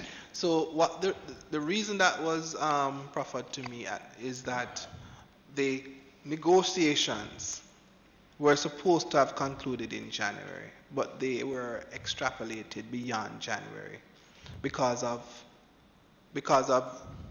tying down some critical points in the contract. Because the finalization of the negotiation was done in June, the contract was signed at that time. But so you sign a contract in January having not finished negotiations? No. What was put out was the draft contract that was dated in That's June. not a draft contract. No. Chair. January. Just if you just allow me. I'm saying that the draft contract was in January, was dated January, because it was anticipated that they would have concluded on negotiations in January. They did not conclude until June, but they omitted to change the date in the draft contract. No, but what you're saying to me then is that the ministry, right, the then permanent secretary, signed a contract before the end of negotiations. No, but it's a January 2017 date that I'm seeing on the contract. So I can no. With all due respect, and you're lawyers. I am a layman. If I brought this to my lawyers here to say that you signed a contract with me in January of 2017, Right? I would hope they say that this is a binding contract up to January 2017. No, well, I have no... And if the error was not changed, this is what will still stand. Yes. That's all I'm saying. Yes, but we agree with you. No, So be quiet because he's agreeing. no. No, what we're saying is that, however, because it's a deliverable-based contract, those types of things are not so. But no, so that is why I asked the question now, coming back to the original question from Member Paulwell. Because it would be interesting, Chairman, to see when the first payment was made to Market Me, right? Because as I said, you have professed that the logo was owned by, Market Me had done the logo before, because the launch of the Jamaica move, the actual launch at Independence Park, was done prior to the signing of the contract with Market Me. So you're saying, was the Ministry of Health involved in that function? I'm not sure. Would the I think minister so. I have? believe Would so. the minister have been a Yes, part yes, of that? I would think so. Yes. And all of them being part, and I this would was a think so. campaign, So- and this is their job was a support of the what is supposed to be a program for the Ministry of Health. or the question is then, was that a Market Me event or a Ministry of Health event? Well, from where I'm seated, it was a Market Me event because the contract was not yet finalized. Endorsed by the Ministry of Health. Endorsed by the Ministry of Health, which there are several activities around Jamaica Move that are not Ministry of Health events, but are endorsed by the Ministry of Health. Well, Mr. Bryan, we're going to, as I indicated, we're going to get to ownership, but I would suggest to you that there's going to be a lot of explaining how we would have spent $58 million marketing a concept that's not owned by the Ministry of Health. So we'll come to that in the appropriate time. Sure. Let me, I have members Jackson and Vance left. Could we move quickly because we have the second contract, please? No, I'm going to the second contract. Let us, whenever, we'll do it on the second one. Sorry, I remember Stuart. But Mr. Chairman, I'll be very brief. Please. I want to go back to where we started, which is the uniqueness and innovation that makes this contract qualify for sole selection. But before I go, Chairman, I just want to remind this committee of our remit under 73A of the standing orders. Examine budgetary expenditure of government agency and other public bodies to ensure that expenditure is done in accordance with parliamentary approval. And C, inquiring into the administration of government to determine hindrances to inefficiency and to make recommendations to the government for improvement of public administration. Now I heard the pace. Yeah, man. No, this is in this fiscal year we're talking about. That is a continuation into this fiscal year. Chairman, at the beginning, the PS said the sole selection, what's the proper term? Sole sourcing, thank you, was on the basis of the uniqueness and innovativeness of the proposal. And the contract committee approved it. Granted, the PS was not there and is using reference material. When this was deja vu, I must mention, this reminds me of when we were going through Petrojam and members of this committee was rigorously defending Ms. Ramarak and the compensations, etc. I remember that very clearly. Yeah, two different situations. and same similarity, compensation and the process for which those selections, those compensations were made. The point in this, Mr. Please continue, Member Jackson. Mr. Terry Long knows very well why I say that, Ms. Member. Truly, if we're examining and doing, we must be careful. I cannot understand at all why my colleague and my friend has made that comparison. You're examining something that is before you, and he read from the section. Look at how it is spent. It must occur at the same time, and there's a thing. How relevant and why? No, listen, we are in a particular season, and we have to be careful that while we examine, and this is our duty, that our motivation, what is the motivation? What is motivating these questions? Honestly, if we are going to be honest and fair, we must do so. And I cannot understand why my friend has gone there. It is prejudicial, no, and it is wrong. And if you are doing something and you are examining something, you must do so, and do so with what is in front of you. There is nothing here that speaks to Petrojam and Ramarak and anything.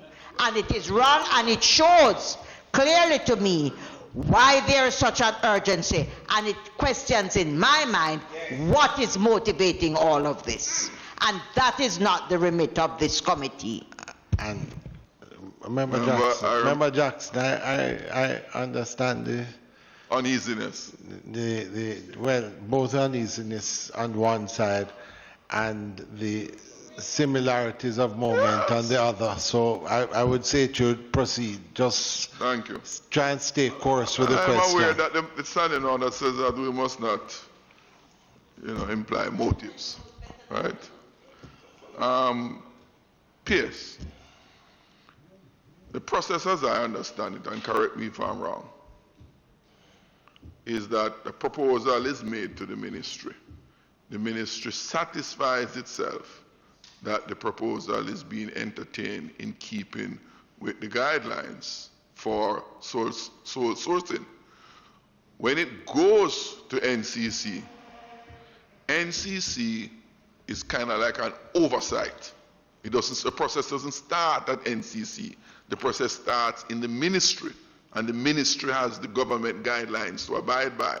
So to tell us that, NCC said it was satisfied, I am interested in the ministry's satisfaction that the sole sourcing conditions were met.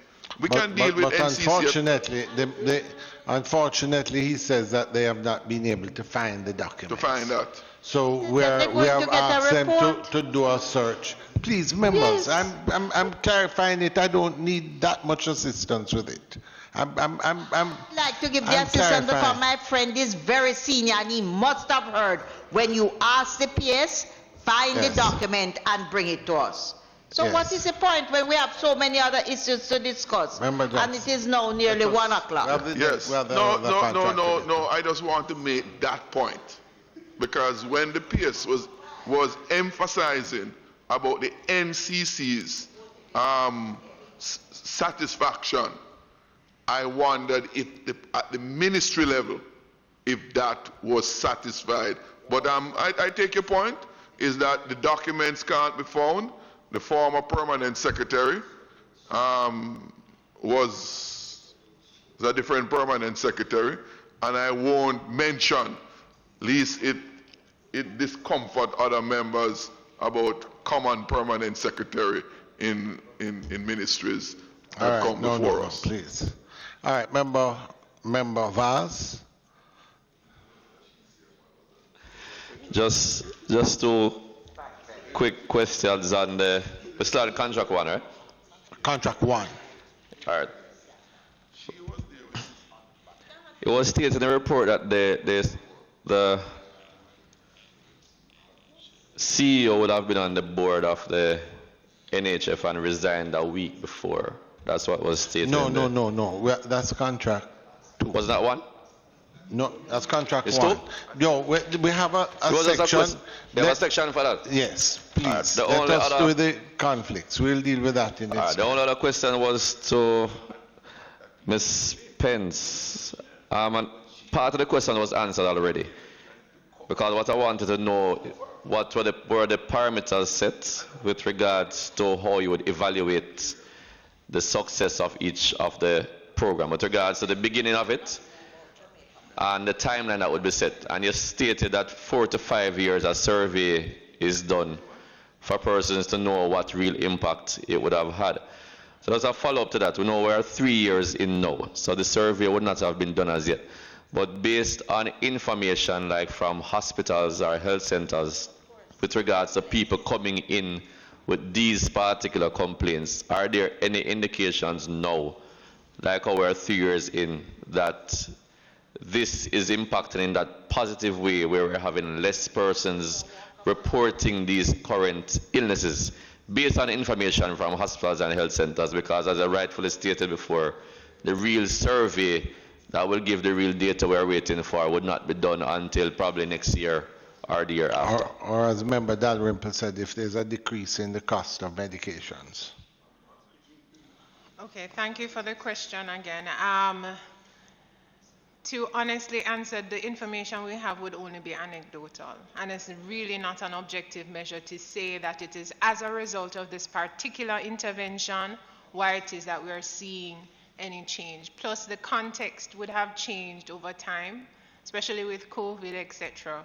And so, therefore, there are a lot of other parameters that may contribute to any dips that we are seeing now that we can't necessarily attribute to this particular intervention. So the Jamaica Health and Lifestyle Survey was last completed late 2016, early 2017.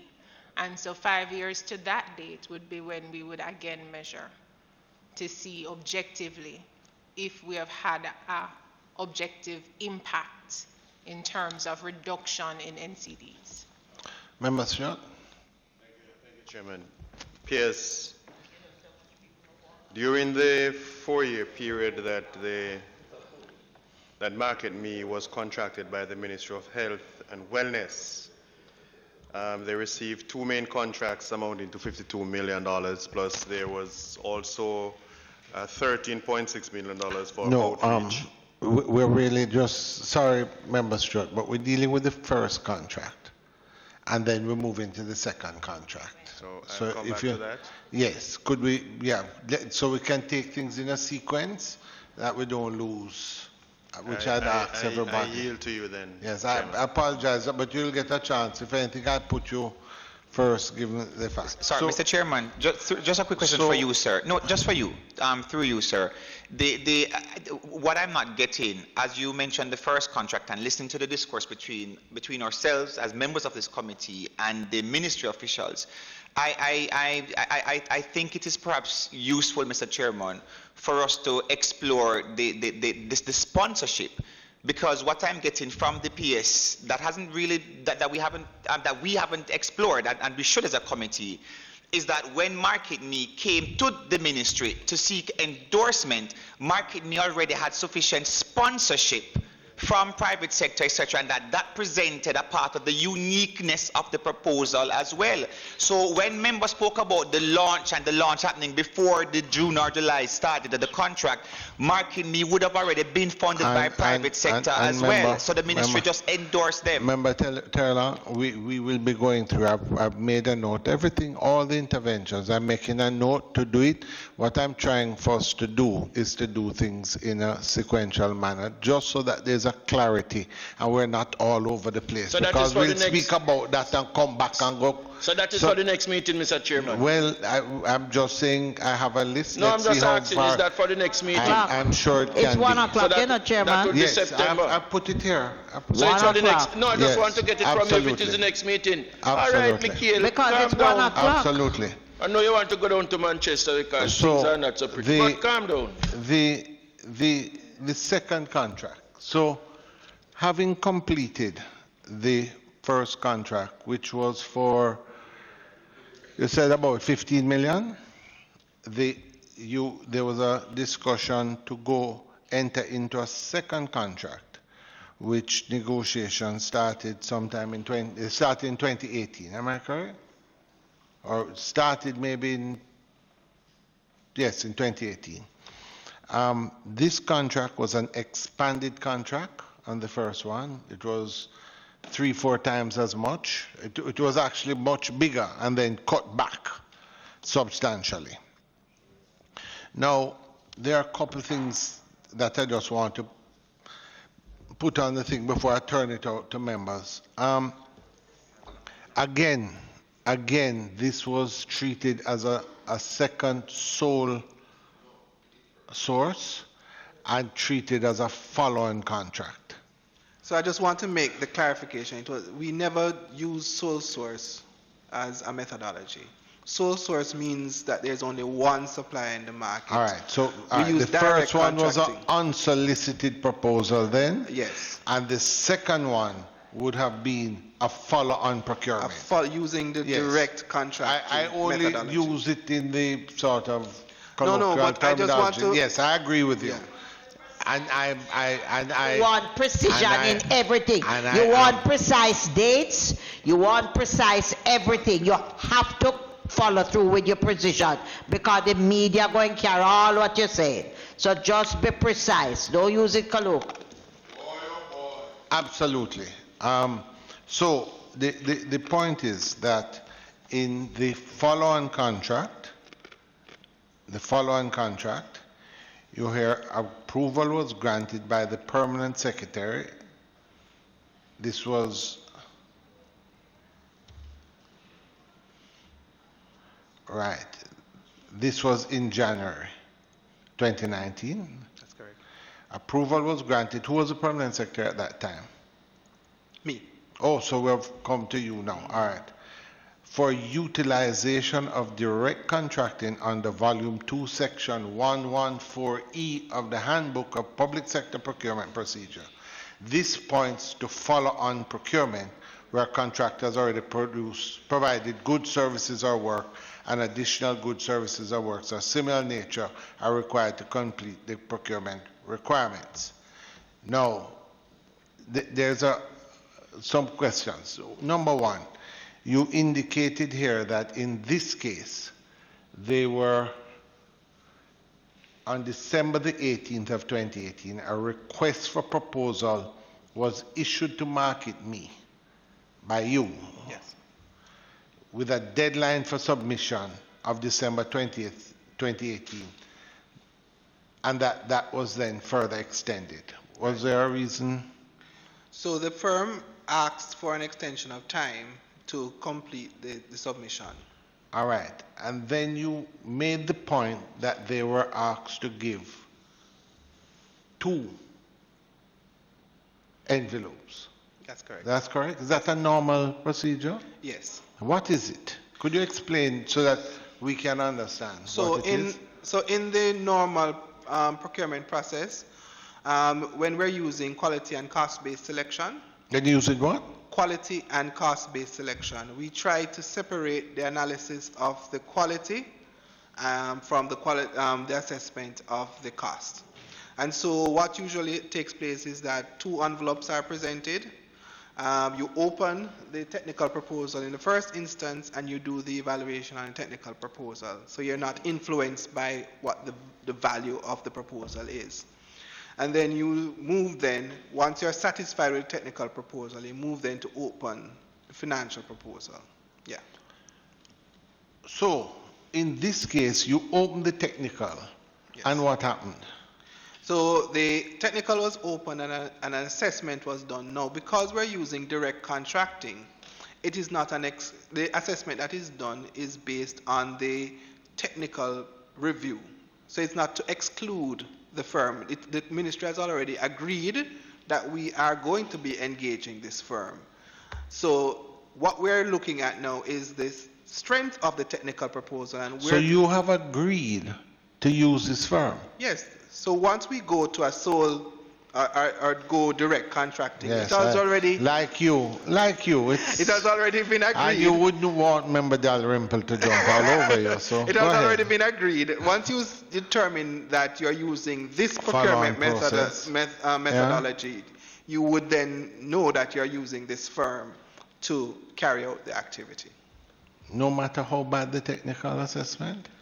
Well, no, and that is why you do the analysis. No, but the analysis. So what happened when the technical assessment was done? Once you do the technical assessment, it is now a matter of sitting with the firm to say, okay, this is where we think you need to strengthen the proposal.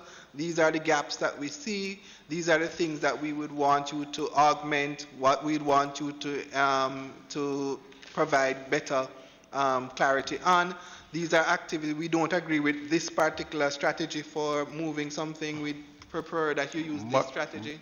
But what happened when you did the technical assessment? Were you on the technical committee? No.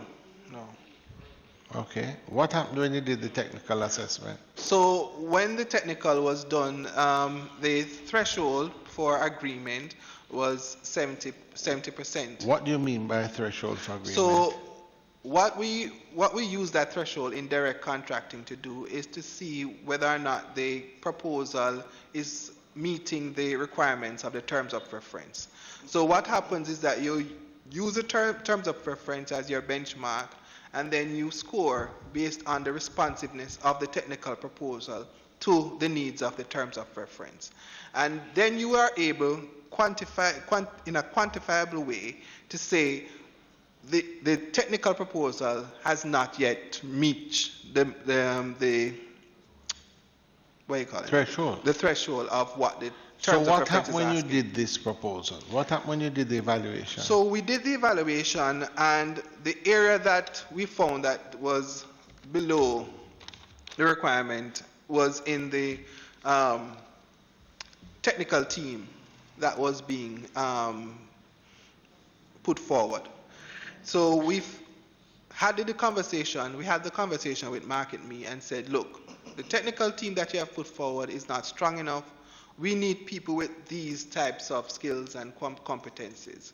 Because it's a direct contracting, the firm is able to go back and amend and add to their technical team persons that would now be responsive to the terms of reference. If it were a competitive process, then it would be... They would have failed. Yes, it would have been an exclusion. No, but this now is no, it would have been an exclusion. Yeah, but that sounds, I would think the bar would have to be higher. If you're going after one set of persons and having worked for a year, they put in a technical tender and fail, that would say that something is No, wrong. not necessarily, because the terms of reference has changed. So now you're asking for more things and different things. And so you are now asking for them to have inputs that are not similar to the inputs that they would have had in the first instance. And so it's not a fait accompli that, you know, once you have put in that proposal for those persons. So even though they failed, you moved. But it's not a fail. It's not a failure, Mr. Chairman. On a point of order, Mr. Chairman, on a point of order. Mr. Chairman, I think that there's something that perhaps you're not understanding quite clearly, with respect, of course. What he's indicating, there's a first contract, Mr. Chairman. The first contract is from June 2017 to March 2018.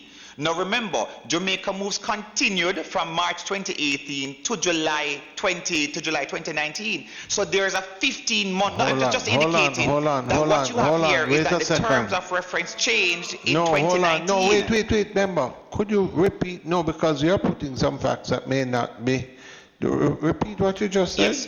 So in June 2017-2018, there was a particular terms of reference. That's what the PS is saying. Well, he's saying that in 2019-2020, the terms of reference have now expanded. But you spoke about July 2019. I wasn't certain what you were saying. So in July 2019 to June 2020, I'm indicating that what the PS is saying, based on the documents, in other words, the scope of work for the first year of the contract was now different from the scope of work in the second contract, which is the 2019-2020 contract. So therefore, what the ministry wants now, they want other persons with particular technical skill, because the contract is now being extended into schools, workplaces, and communities. So to use the word fail it's incorrect and it is pejorative. It gives a particular impression that is not what the ministry is saying. All the ministry is saying is that we now want persons with a particular technical skill because we are changing the scope of the contract. We're now going into schools, workplace, and communities which were not within the ambit of the first year of the contract. Let me not clarify. about failing. Having heard your brief, I would still like to just get a second opinion from the permanent secretary. That's fine, sir. I've only repeated what he said. Yes, I do. Clearly. But just to say to you, and I'll read what you have here. The proposal received an evaluated score of 65.6, below the threshold score of 70.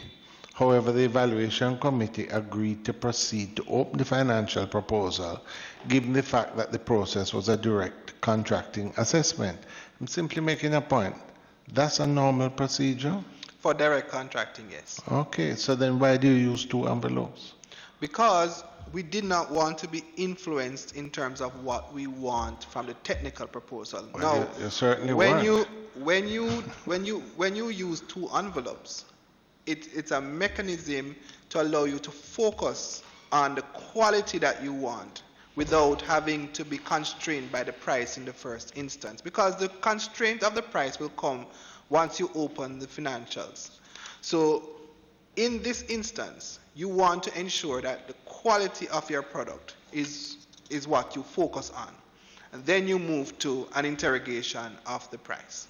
So, and the last question I'd have with this, at the end of this contract, yes, you then make the point that there were certain deliverables. You said there were 10 deliverables. Correct. But you said some deliverables were not met. Yes. They were not met because of COVID. Okay, so you're saying it was a timeline issue? So it was a timeline issue and the fact that the activities... So you're saying this contract was time-bound, but the first one wasn't? Both contracts are time-bound, but they are deliverable-based. So you have to deliver within the time, but you can deliver before the time. Okay? But you are bound by the time to deliver. So the time is the scope within which you have to make all the activities occur so that you can deliver and be paid. But you are not bound to deliver only in that time. You can deliver before that time. In this instance, it is the same principle. Go again? No, you can't deliver without the contract. You can't deliver without the contract.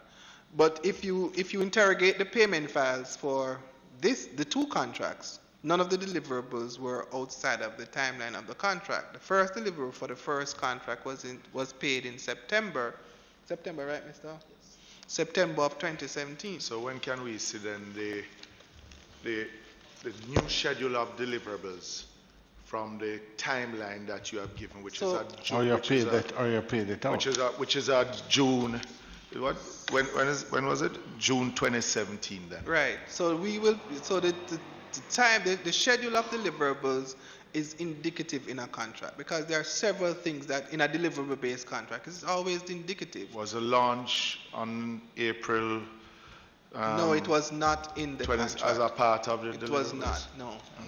I can say that categorically. But you mentioned before, and we asked the question before about Market Me doing work prior to the other works for the ministry, yeah? And you said you're not sure, but yet still on your website with checks that are paid out. One was on the 7th, a payment made on the 7th of March 2017 for New Year's Day cards for Minister of Health. Right. That's not for Jamaica Moves. Yeah, but that is work done for the ministry outside of Jamaica Moves. That was a question that was asked. No, the question that was asked whether or not before the presentation to the ministry were there payments before that. Two questions were asked: if Jamaica Moves did work for the ministry outside of the Jamaica moves? And the second Market question, Me- Market Me did work for the ministry outside of the Jamaica moves prior to the contract with the ministry for the Jamaica moves. And the second question was asked if there was work done for the Jamaica moves before the contract was signed. Okay, well, thank you for that clarification, because yes, we have made it public that payments were made to Market Me for other types of activities. And you have given a figure for that?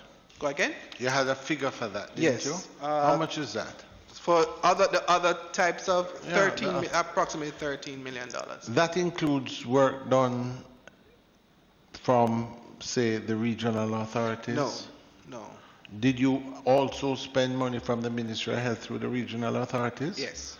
So why didn't you bring that into the figure as well? Or is that a separate? No, that was not the. So the response in the public domain and the response to the questions asked were for the ministry. But the ministry includes the regional authorities. No. Oh. No. The regional health authorities are public bodies that are autonomous. They have a board. So tell me now, you said, let's just go through this. Let me just try and clarify in my mind. How much was in the first contract? 15.9. How many were in the second? How much? 38.9. Okay. Thereabouts. This, how much is the ministry additional sum? 13 point, 13.3, yeah. Just for the record, the 13.3 is for things such as what? We provided an entire compendium of different payments that it related to. You could send. So I didn't. So maybe you could just send it to us so Clark can print it off. Yeah, yes. we can do that. But the other payments relate to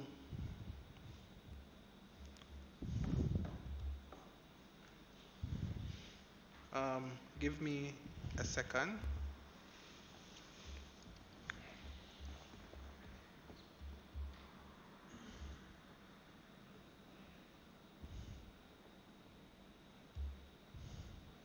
So the other payments would relate to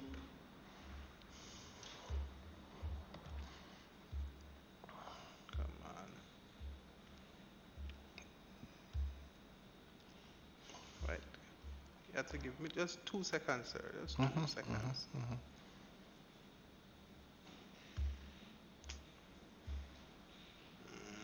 You have the list?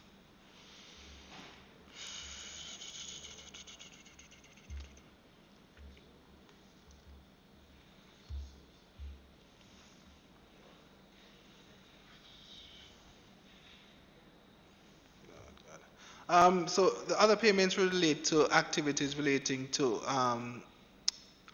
events, launch events for like the compassionate care program, the adopter clinic program, payments that were done for the sectoral presentations of the minister. And these added up to 13.3. Over from 2017. Let me ask you a question. Under normal circumstances, how would you normally, let's forget the Market Me Move Jamaica program, but you're able to spend 13.3 with a company without otherwise having a procurement. How did you go through this procurement? So there are small activities, some ranging from as small as $50,000 to as much as $1.3 million. And as you know, the threshold within the purview of officers within the ministry is $1.5 million. But I understand that, but they are also within government so rules these are to prevent. So this is not splintering.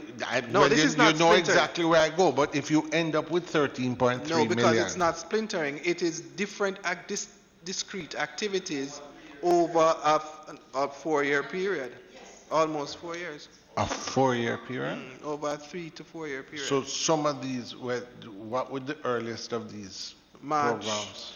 March 2017. Oh, so some of these are not in the market me, but so basically, no, but that is in answer to what Member Phillips was asking you. You had indicated that the Moves Jamaica and the Market Me relationship started in July of 2017. No, I never made that. I'm sorry, I get correction, Mr. Chairman, with respect. He indicated that from the year before 2016, hold on. No, there were member negotiations, etc. Please, could you, member, I know you're a member of the executive, but please let the officials. I beg your pardon?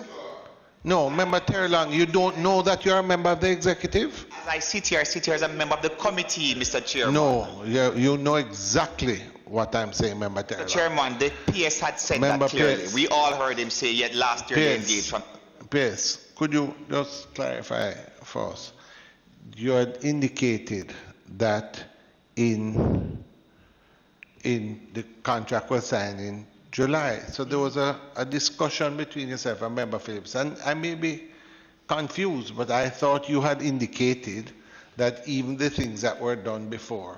Mr. Chairman. No, please, let me finish. Just a point of order, Mr. Chairman. Can I hear a point of order? On a point of order, Mr. Chairman, I beg of you that we speak clearly and factual even when we want to make an opinion. Because the media is listening and watching, and they are going to print things that are said, and it may not be factual. So let us... I'm being very clear, okay. Member Clark. So, Member Pierce, I simply said that when you were having the discussion with Member Phillips, I was listening, and what I understood was you said to us that it started in June or July, June 2017. So they were asking about what wasn't work done before, and you said something about private sector funding and so forth. I'm just clarifying if in fact funding was made available for other things as early as, and when this started. So the question that was asked by the member, sir, was whether or not payment for Jamaica Moves. No, Jamaica Moves, no. Other payments were made. So, for example, as the member pointed out, a payment was made on the 7th of March 2017 for New Year's Day cards for Minister of Health. What? Say that again? New Year's 7th Day. of March, new what? New Year's Day cards. 7th of March? 2017, yes. For New Year what? For what? That's the payment. Remember now we are talking about payment. But no, Chair. Yeah, but that's... No, yeah. but Chair.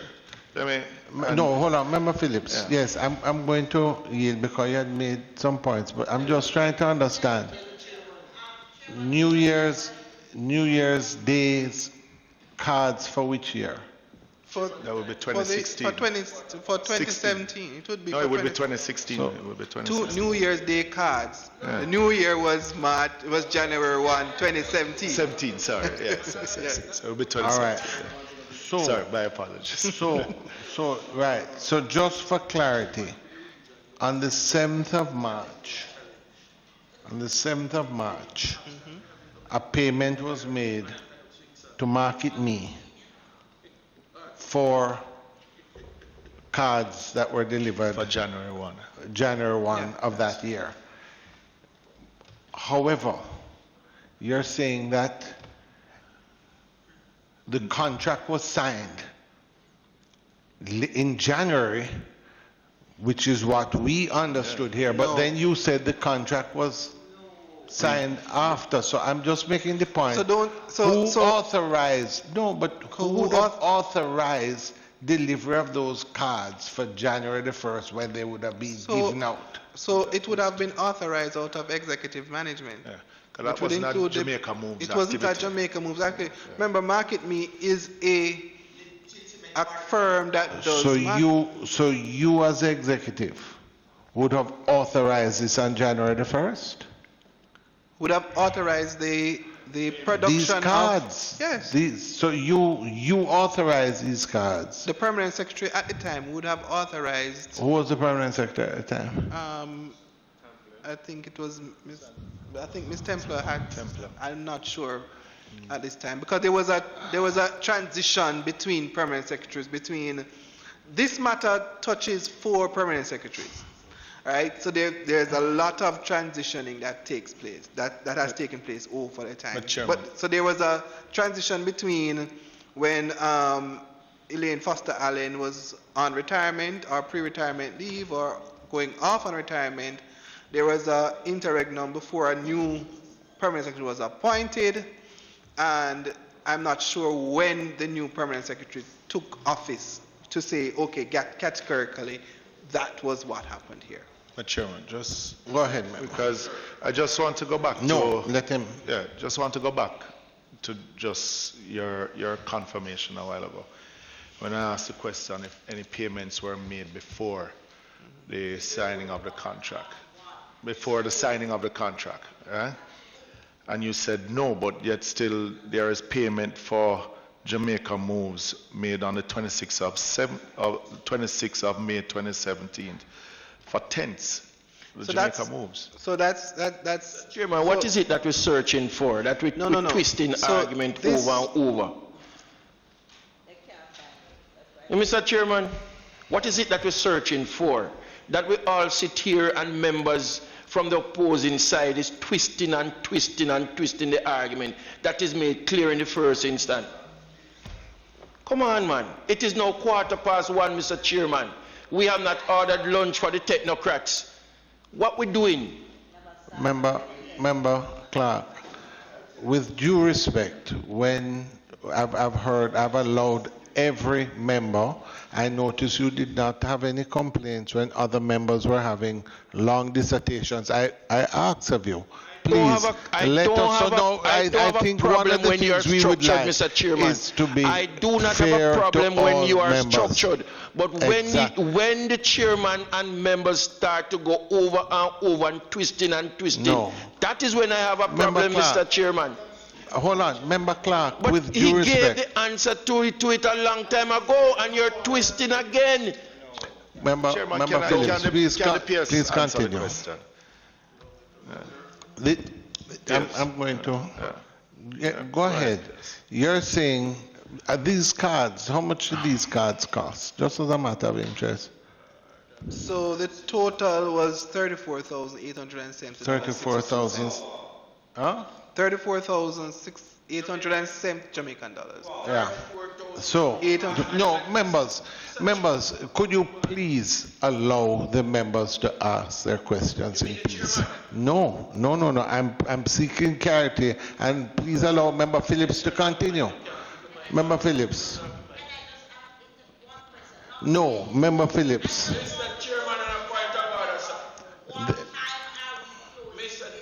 After my question. Me too.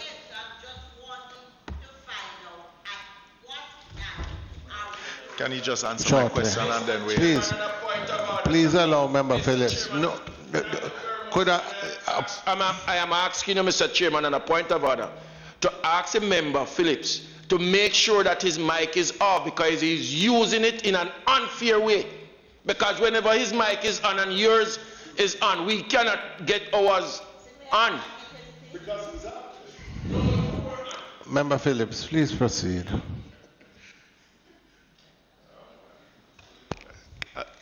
Yes.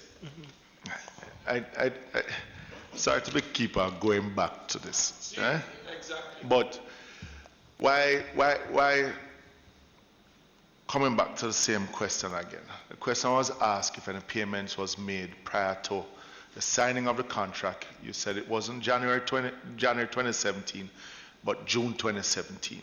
If any payments was made towards the Jamaica moves prior to the signing, and your answer was his answer was no. So I am bringing him back to the schedule that was on the ministry's webpage that says a payment was made to Market Me Consulting Limited 26th of May 2017 for Jamaica moves for tents. So that wasn't to, it was a transit, it was a, what you call a transit payment. So they had paid for the tent and we were reimbursing them. So was that for the launch of the Jamaica moves on April 7th? Not sure. I'm not sure what the event was because there were several events after the launch. So I'm not sure which of the events. You know, and why I'm questioning, you know, because there's a 6-month period between the NCC giving the approval, the signing of the contract. You said it was, in your words, that it because of negotiations and trying to tie down. Yeah? And member Paulwell asked a question about works being done prior to, and that's why I asked if we could get a copy of the new schedule that should be on the contract. If it is can be shown also that it was signed in June and not January, as is stated by the contract. Yeah? But I am still unclear. I am still unclear. I'm still member, please. I'm still unclear because you had said before that the launch of the Jamaica moves on April the 7th was a Market Me event and not a ministry event. Eh? So in that essence, then Market Me then had owned the Jamaica moves event.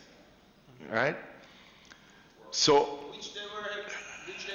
no, please, go ahead. So no, but then member Phillips, the ministry please goes, just ask the question. The ministry goes into a contract for Jamaica moves with Market Me.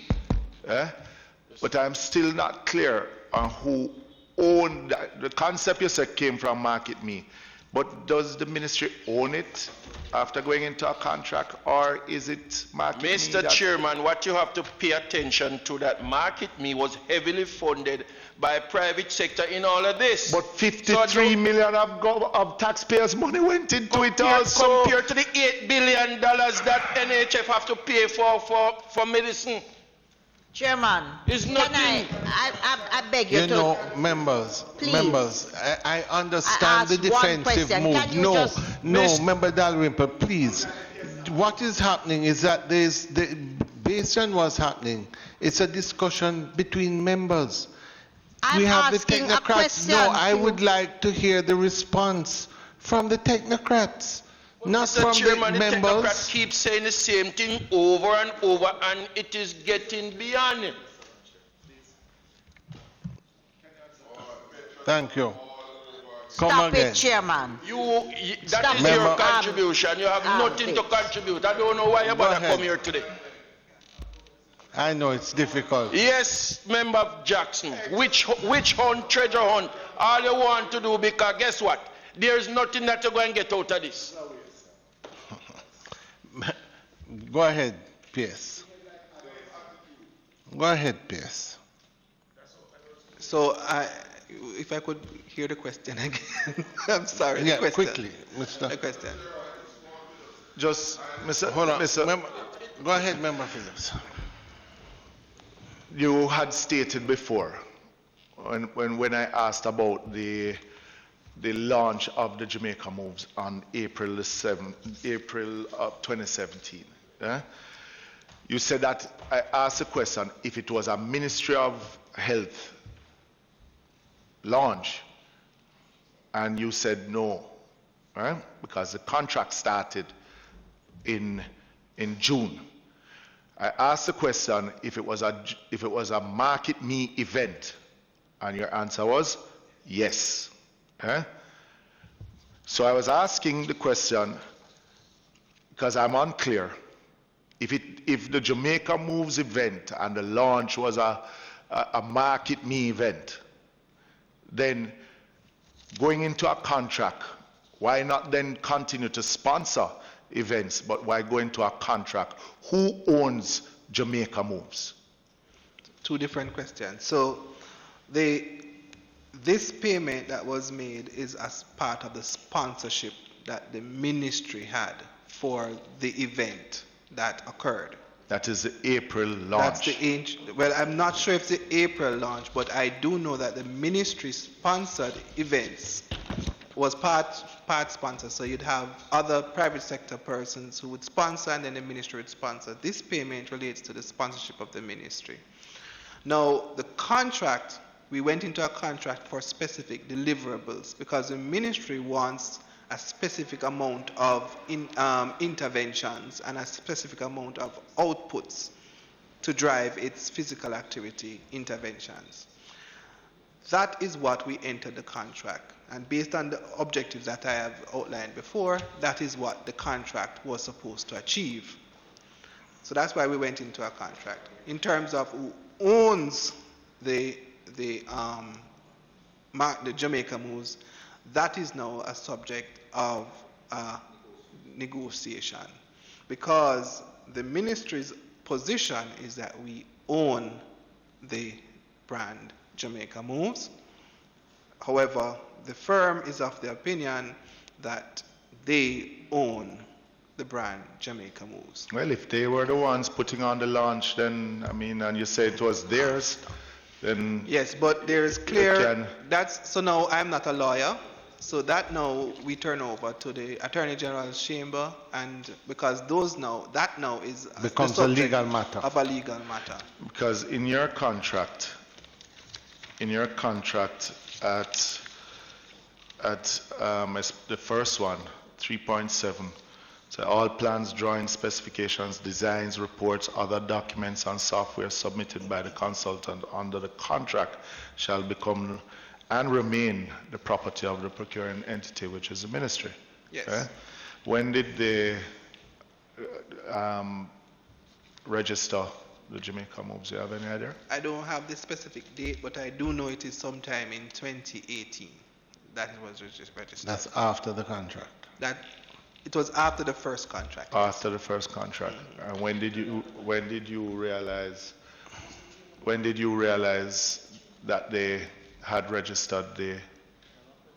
The ministry was advised sometime in 2018 that that it was registered. That is before or after going into the second contract? Before the second contract, yes. So before the second contract, you realized that they had owned... That they had registered. That they had registered. Well, yes. They own it because they registered it. Until that legal... Again, that is the subject of now a legal... Yeah, but if... No, I'm going to, after this, I have a question from Member Jackson and Member... No, but if it is... The point about... Your point about is based on what? The fact that only 2 mics working.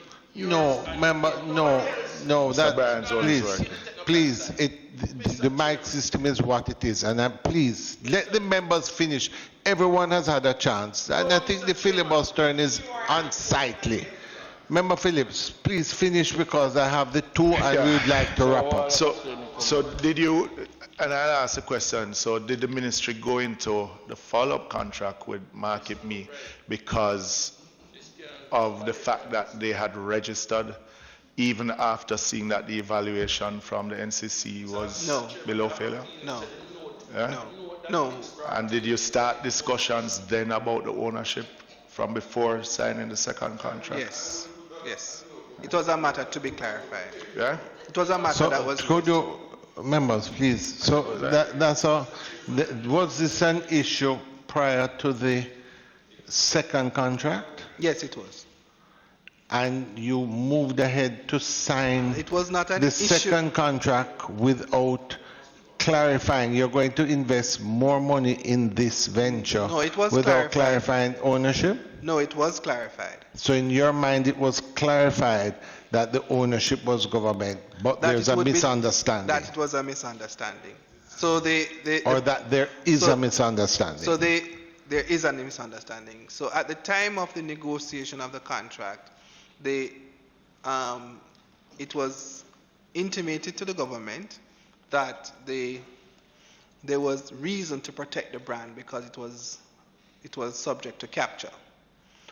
Because of the validity of the brand and the viability of the brand, it was subject to capture. And so the firm moved to protect it from that capture. It is our intention, it was our understanding that the registration of the intellectual property should have been for the government, but the In firm the name moved, of the Ministry of Health or the Government of Jamaica. the government of Jamaica, given that the ministry has no legal personality. So the government of Jamaica would own the brand, and then, and that was the subject of So the they conversation. registered it in what name? Market Me. So they registered this in the name of Market Me Yes, Jamaica Moves is Market Me. while contracted to you.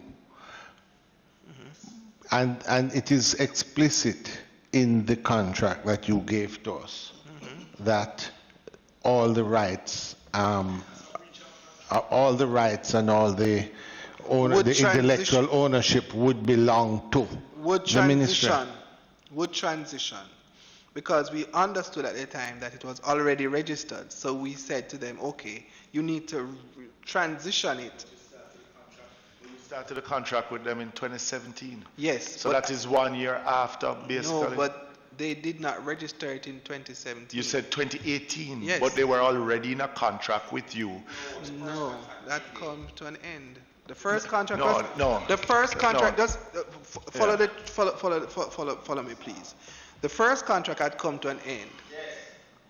However, other entities were vying to capture the name Jamaica Moves and utilize it for other types of interventions.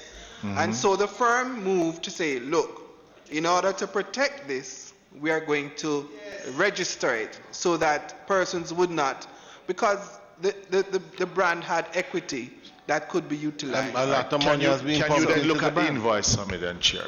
Can you look at the invoice? 22nd of March 18, PP 2113284, which is a payment of 428,000 to Market Me, which is a payment for brochures and copywriting, to see if this is any payment towards the... No. It isn't. What is this? No. This was for the copywriting of another logo that they had done for the ministry. And that is copyrighted to the ministry? Yes, this is copyrighted. So then why never do the same thing for the Jamaica Moves? As I said, I am not sure. You understand what I'm saying? If you are paying, if they are copywriting logos for the ministry, you have a contract that started in 2017. By your words, they registered it in 2018. So you had a 1 year contract before they even registered. Then why not try to protect it under the name ownership of the ministry and do it with Market Me? You're asking me to come to a conclusion of which I don't have the facts to come to. So to the end of the contract number 1, they would have breached contract number 1. They would have, because in the contract itself, you said that all things are. Because you had not gone into a second contract as yet. With due respect, member, you're asking me to come to a legal position, and I'm saying that this is something that is going to be adjudicated. I don't know. All right. Good. All right. We'll see. Okay, members, let me just say, we were in the middle of something, and I just want to add, indicated that the first contract was 15.9, the second contract was 38.9, the third, you said there were some expenditures of 13.3.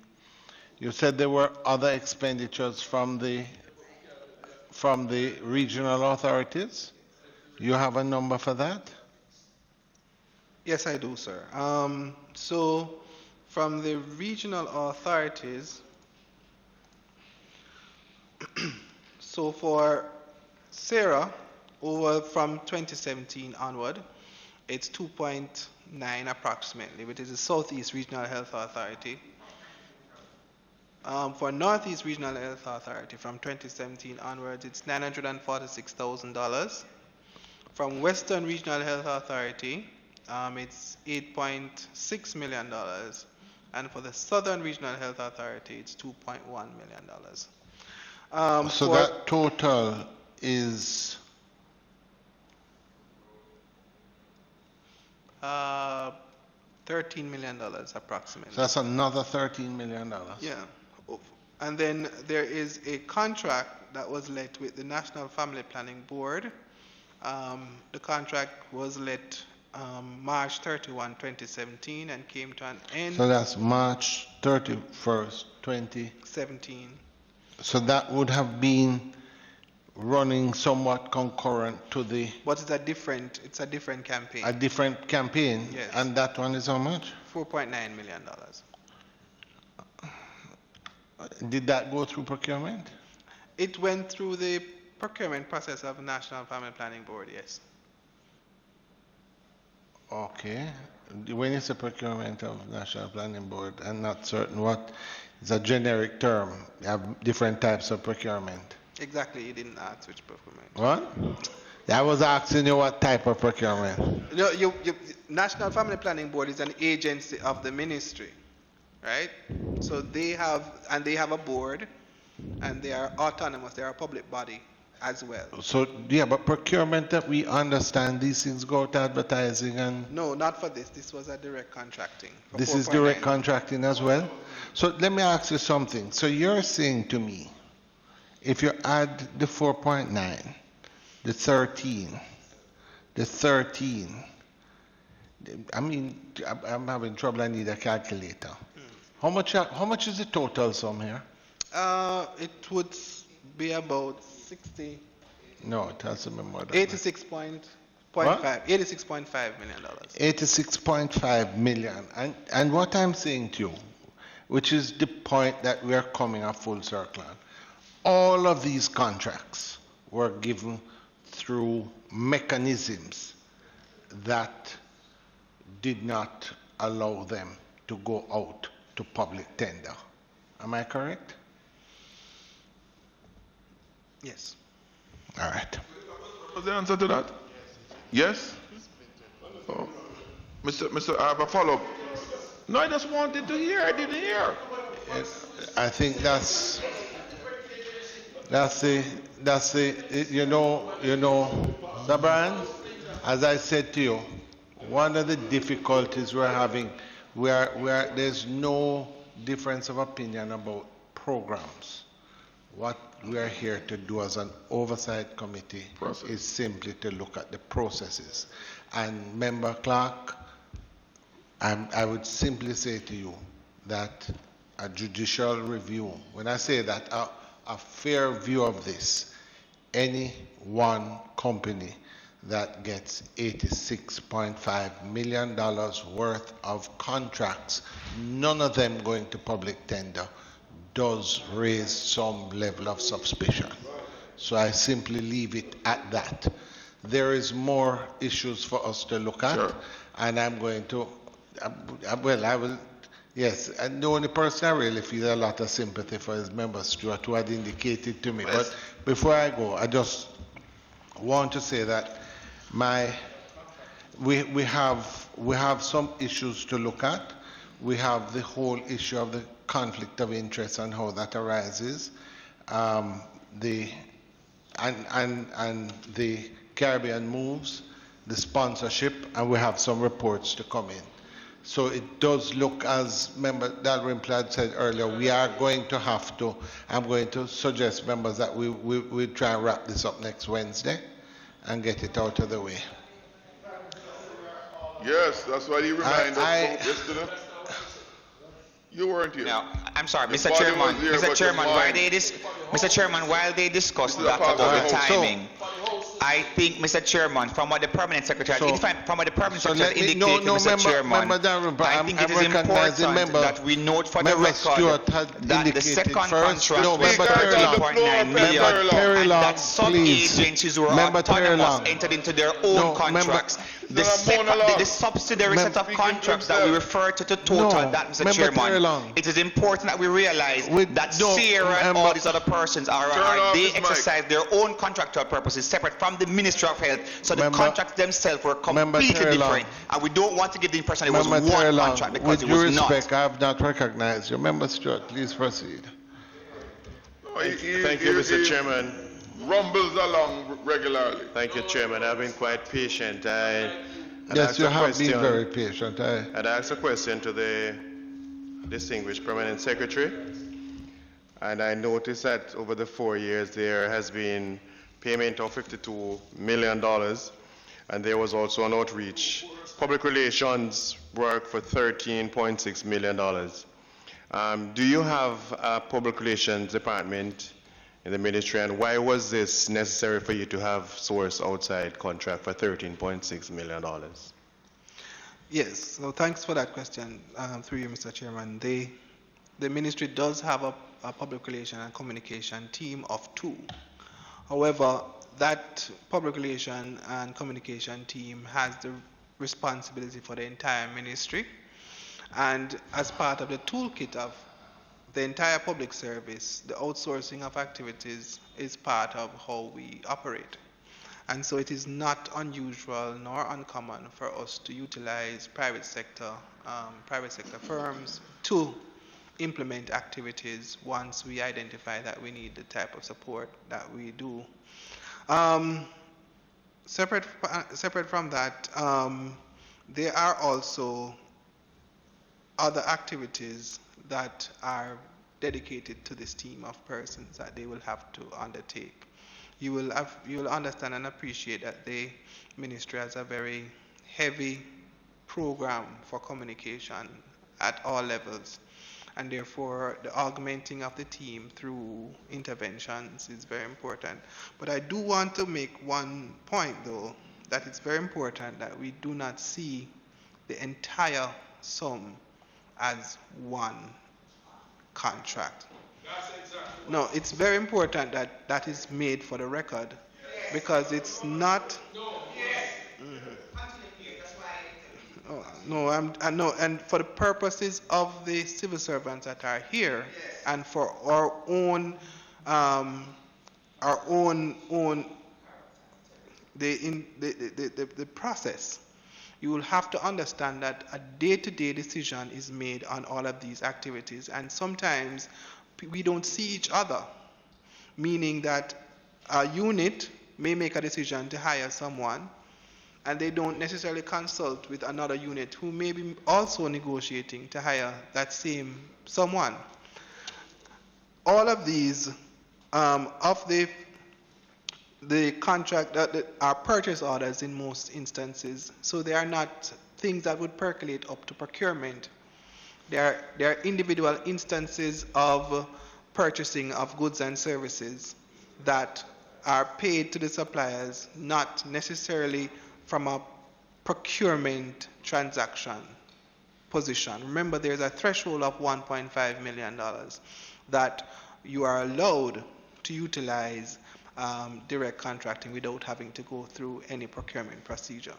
And it's the accumulation of these that would arrive. Now, the 3 main contracts that we are arbitrating around are the first contract with Market Me, the second contract with Market Me, and then the contract with Market Me that was done by National Family Planning Board. The first contract with Market Me was for Jamaica Moves. The second contract with Market Me was for Jamaica Moves. And it's clear why we went into the second contract and why we utilized the procurement method that we used for the second contract. The contract with NFPB was for a different program in a different agency. So I would not want to leave here accumulating and saying that because that intimates that there was some sort of splintering of activities, and within the ambit of the rules which we are adhered to as best as we possibly can in the Ministry of Health and Wellness, despite the limitations that we have, those activities are frowned on, especially by me for sure, and I am sure my technical directors. So I'm cautious because over the past 2 weeks or so, or 3 weeks, we have had to endure a great deal of distress at a very critical time of this for us in this country, where I have to be going and encouraging and supporting members of staff who are already fatigued. This is part of the process. We appreciate it and we understand that this is part of the process. But I cannot leave this meeting without articulating to this committee that the timing that we have had to endure for this type of interrogation is difficult. It's very, very challenging for us. We have been under duress for the last 18 months. The last 18 months, this ministry has gone through so much, from dengue to COVID. This ministry has gone through the experience of having nearly 23 members of staff being infected by COVID. I have had to be quarantined for the same purpose. We have gone through a lot of trauma. And I am just saying that I don't want us to take away from this particular interrogation, which is important and we appreciate it, and it's not any way, form or fashion that I am saying that it shouldn't be done. It's important to be done. It's part of the process. But I would hate for us to walk away from this interrogation and say that the ministry has been splintering our contract. Chairman, I would not want that to be done. Chairman. Mr. Brand, in response to what you have to say, I will say to you that all of us recognize the work that is done by the Ministry of Health. However, you will recognize, despite all of that, that there are procedures that must be followed. And I indicate to you that despite all of that, if we as legislators see expenditures in a ministry and its agencies of 86.5 million that has been done, all of them without public tender to one entity, it must be something that if we did not look at it, we would be deemed irresponsible in how we deal with public funds. And I indicate to you that so having said that, the point I would make is that there are other issues that need to be looked at, because it is not just the contract, there are other issues that have to do with the contract that we will have to look at, and it is going to necessitate another meeting. Therefore, absolutely, I have yourself, and I think Member Paulwell. My hand was up before Member Paulwell as well. Member Dalrymple. Chairman, I think the PS has said it very well. I just want to say that on the issue that we left off about signing contracts and not the property not being owned by the ministry, it is important that we recognize, and it has been placed before this committee this morning, that the company market me came to the ministry already having obtained funding from the private sector. It is true that the contract has stipulated about the ownership of the property, but let's be fair. This contract was awarded to a company because of its creativity and its uniqueness. It brought Jamaica Moves Alive. And any business that invests and produces something like that ought, as a good business company, to protect its intellectual property. I do agree. Wait, I do agree. Member, I do agree that since the ministry has come on board and has now invested as much, it is now time for them to adjudicate and discuss the ownership. But it is grossly unfair to suggest that they are being disingenuous or dishonest or wrong in protecting. Hold on, please, wait a second. Hold on, Member Dalrymple, who is... Chairman. No, I'm trying to get clarity from you. Who are you saying is... I'm not certain that who is wrong or disingenuous. Member Stewart, when he spoke about splintering of Dalrymple is quite capable of defending when he spoke about Member splintering of Dalrymple, contract. please proceed. Chairman, it has been brought up on several occasions, and the last question is why the ownership has not moved to the ministry. And the PS said that it would transition at a point. If you have a company that has created something and you bring funding to the matter, there's nothing wrong. There's everything right in protecting it. They have now reached a point where they are adjudicating and there is a transition period for it. So it is wrong to make anybody in the public domain believe that they have held on to something that they had no right to hold on to. It is incorrect, and while we investigate and think we should in this committee be fair despite all the political overtones. The permanent secretary has indicated that there is a disagreement over the ownership. Yes, because and that it is now becoming a legal matter. That's right. So I'm not That's certain right. exactly. I'm not certain which side you're arguing on. I am arguing on the side that it is their right to have in the first place registered it to protect what they had created. And the other thing is, Mr. Bryan, I don't think you would want Ms. And the other thing is, Chairman, listen, the other thing is, this committee, as far as I can recall, did not call the Ministry of Health to answer this. I don't recall, and I've looked at the minutes. The chairman has asked in a matter of urgency for them to come here. Yeah, all these things were... Yes. Not the committee.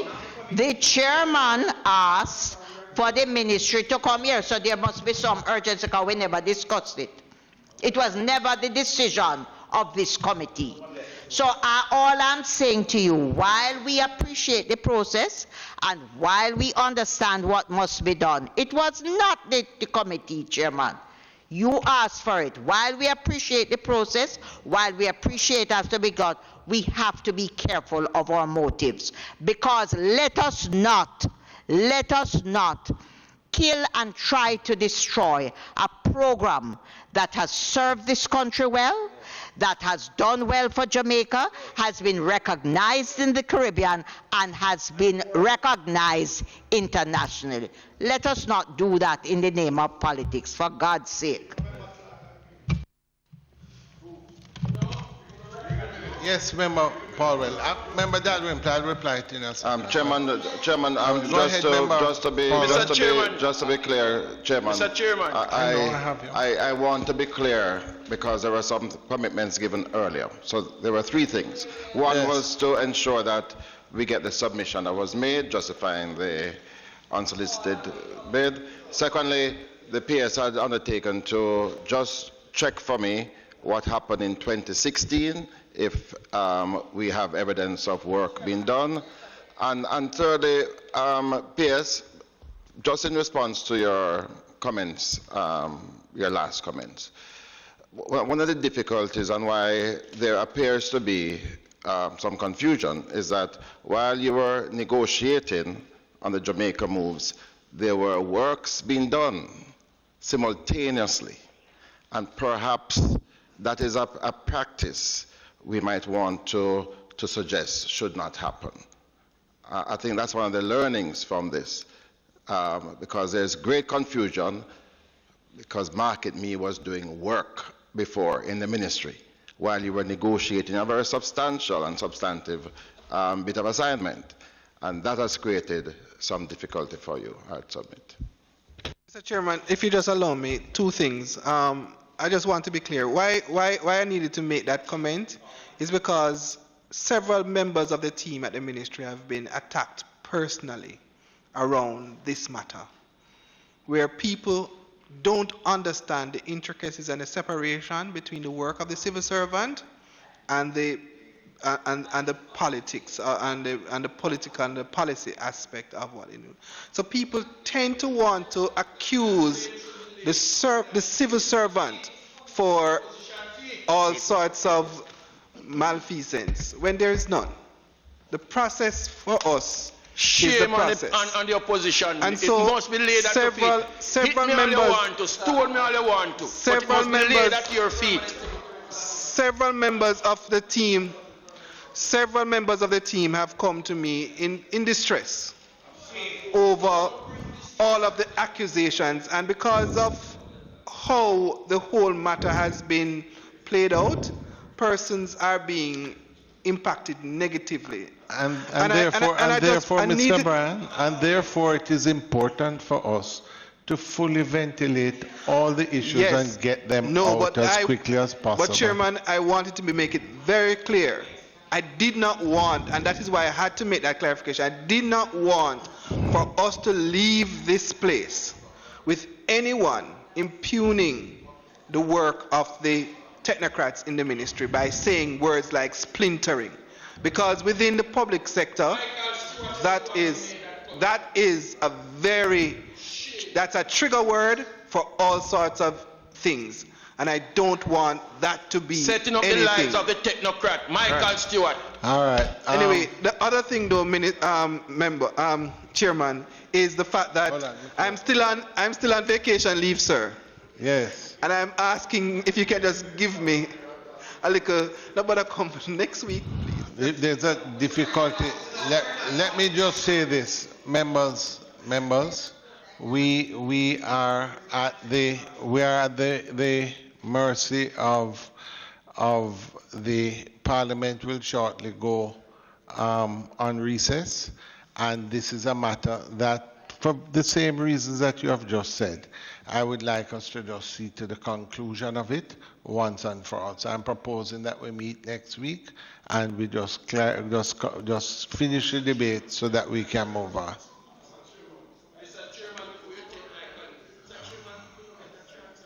Oh, yes, absolutely. But before you do, thank you very much, Mr. Chairman. Just to say, Member Dalrymple, just to indicate, did you get a copy of the minutes of the last meeting? Yes. I would implore you to look at the last page where it was raised that we would be inviting the Ministry of Health. I raised it at the last meeting and at the committee for them to come this week. It's not a unilateral decision. So thank you very much, Mr. Chairman.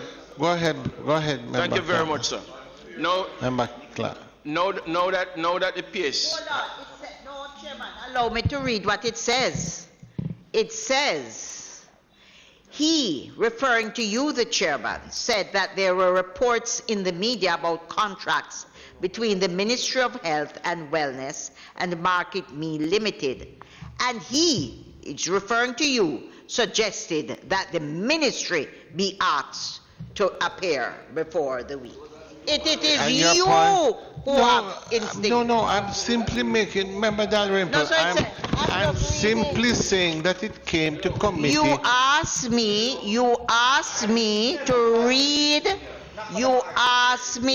read what it said. But, and it said appears, that the chairman... there's a saying, thou doth protest too much.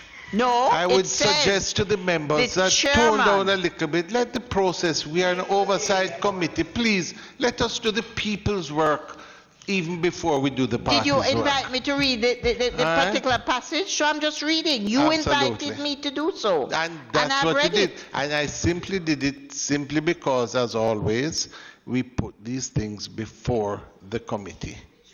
Thank you. So, Mr. Chairman. As is the norm, Member Dalrymple. Mr. Chairman. Yes. Now that the pace has laid it squarely as to how things have been happening. I am now saying, because it is out in social media, how much of a cheerleaders we are on the government side. And You're I want serious? to say, Well said that. I want, it is, No, out where in is social, that? it is out in social media just now. But why would my colleague Member was Clark, I pointing. cannot imagine why someone would say a thing like that. Ask my colleague Fitzjackson. Ask my colleague Fitzjackson. Because we continue to cheer on the Ministry of Health and all our frontline workers for the good work they have been doing, sir. Mr. We will Chairman. proudly cheer them on. Mr. Chairman, on a serious note, just as how the opposition is here to tear the technocrats apart, we are here. No. Mr. Member Chairman. Clark, Yes, Mr. Member Chairman. Clark, Yes, would, Mr. you are, Chairman, and I will stand by you are my impugning argument. motive. You know why Member I said Clark, it? You know why I Member said it, Mr. Clark, Chairman? Because that I could is, not believe for the life of me. Member that Clark, Member Clark, with due respect, and it I is would with ask due you to respect that I'm saying withdraw it, Mr. that Chairman. statement. Member Michael Stewart was the one who spoke about splintering of contracts. And it is unfair to the technocrats. And that's why the PS replied the way he did a while ago. Because they have to go out in John public and they have their integrity to stand by. I am asking you, Mr. Chairman, to ask Member Stewart to retract the statement. Member Clark, he is a member of the opposition, and you stand by his Mr. On a quote. point of order, Chairman. My recollection is that Member Stewart said it appears that way, and he was corrected by He did not say Permanent anything about Secretary. appear. He said that they are splintering the contracts. And that is when I said to him that there are different agencies, so you cannot speak about splintering of contract. He should apologize to the technocrats before they leave here. But he answered. No, he can't answer for Michael. No. Mr. Brian. And he was flustered when he was responding because he was. Chairman, on a point, this man is looking Yes, he was. a tree to climb I on. saw, yes, he was. Because it is unfair and it's a disgrace that a member of this legislation committee can make a statement This like is not that, a legislation not having the committee. facts in place. Should apologize. And I will continue to cheer and be a member of the cheering team as long as the technocrats are doing what they are supposed to do. God forbid, if they never work the way they work, how COVID would have done us. Yes. Right? And Mr. Chairman, when I look at 56 or 80 million dollars comparing to $8 billion that we are paying out for medication, I am saying, good God, maybe if we spend $200 million, we wouldn't have anything to worry about. All right, members, on that Mr. note, Chairman, it is no. I am not through, Mr. Chairman. Well, please, I waited I'm my asking time. you to. I waited my time, Mr. Chairman. Now that the precedent has been set, The president for what? last week you said that there was things out in the news that you see it fit to ask for the ministry to come here to explain. The Manchester Parish Council, the judge has just ruled. I am asking you now as a chairman, don't you see it fit that they should come here and explain to us how is it that $600 million of the Jamaican taxpayers' money was fleeced from the Parish Council? And while you're at it, Mr. But hold Chairman, on, no, with due respect though, didn't that just go to court and Sorry? persons were charged? But you're a legal no, mind. whosoever did it got sentenced. Yeah, We are exactly. now calling on those who are in charge to come and explain to us how is it that it was done. Well, that would be the Ministry of Local Government. Sorry? We'll I ask am the Ministry of asking Local. for the Municipal Corporation of Manchester. Well, what we will do is ask the ministry to bring the whoever. ministry and the technocrats of the Absolutely. Municipal Corporation to come and explain to us. And while we are Remember, at it, seeing that I'm remember, going to Clark, ask you, anything. Mr. Chairman, to bring the Ministry of Local Government here, we should also ask them at the Hanover Parish Council to come and explain to us how is it that there are contracts for sale out in the domain of public for government lands to people. You're obviously putting things. I'm not certain You are not exactly. aware of that, Mr. Chairman? No, I don't know. You are not hold aware on. of that, Mr. Of Chairman? what? Hold on. Well, repeat it again. You're the lawyer. Say that again. You are not aware of that, Mr. Chairman? We are asking you to call the Ministry of Local Government to bring Hanover Parish Council here to explain the sale of government lands. So, Member Clark, you would like, Member Clark, if you would like to have the Ministry of Local Government bring the parish councils, by all means. Obviously, we're going to have to up our meetings, but I understand from your zeal and passion that you'd be willing to work as much as possible on behalf of the people of Jamaica. Therefore, I'm recommending that we meet again next week, Wednesday, to finalize this issue. Yes, we need to. We cannot do all these things that you want to do if we do not sit. We're not coming here next week. We cannot. We must set a date 1 month from now. You can't set a date from now. You will be on recess. Yes, you can. Just put it to the vote. Why would you set a date a month from now? You're going on a month's leave. Sorry? You're not working for the people of Jamaica. Mr. Chairman, come on. I don't understand you. You left late yesterday, early yesterday. No, I'm saying I don't understand your point.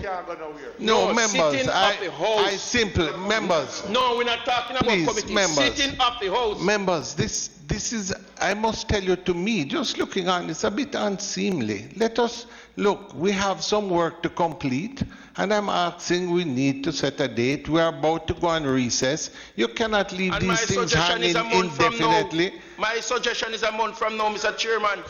I put it to the committee and each member. On the question before us, let us just put it to a vote and get over it. Well, members. Mr. Chairman. So how do the members feel about it? Mr. Chairman, I want to make a suggestion as it relates to the date of our next meeting. The date of our next meeting. Member Powell made some intervention and some requests for certain documents to be produced by the ministry. And given the fact that the PS is on leave, and I think to get those documents is going to take some time. We wouldn't want to come back. We wouldn't want to come back here for a next meeting and not having the privilege of the PS to bring those documents. So I think we should ask of him to give us an idea whether or not he'll be able to produce those documents next week. And our decision will be guided by the suggestion of the PS. I'm guided. Because it wouldn't make sense to come back here without those documents. An impassioned plea and has stated the position. What is so urgent? We have had matters before this PAC that we've closed and there's a lot to continue and we have set it. I am asking you. We do not leave. Can you allow me to finish, so Chairman? I'm just saying we do not leave things 2-3 months. So if you're, I'm not asking you would for just 2-3 like months. a suggestion I'm not for what, and I'd like to hear from the members what the suggestions are. And since I'm a member, I'm saying, when is it that we have please, Member Clark, please allow. I'm saying that we are asking that the committee does not meet next week Wednesday for a number of reasons. One, the PS is on leave. So your suggestion is when? 3 weeks from now, 2 weeks from now, we have the independence celebrations coming up, and he's on leave. Maybe. No. So I'm saying, if we didn't have even if I have a commitment, look, we either meet next week Wednesday or we pass independence and do it the following Wednesday. But I'm just saying, members, it is your decision. After independence. Member. After independence. After independence. I would say after independence. Mr. Chairman, with respect, the permanent secretary is on vacation until about the 21st of Mr. Chairman, the permanent secretary is on vacation until after the 21st of August, sir. I see absolutely no reason why. I mean, he's already come here.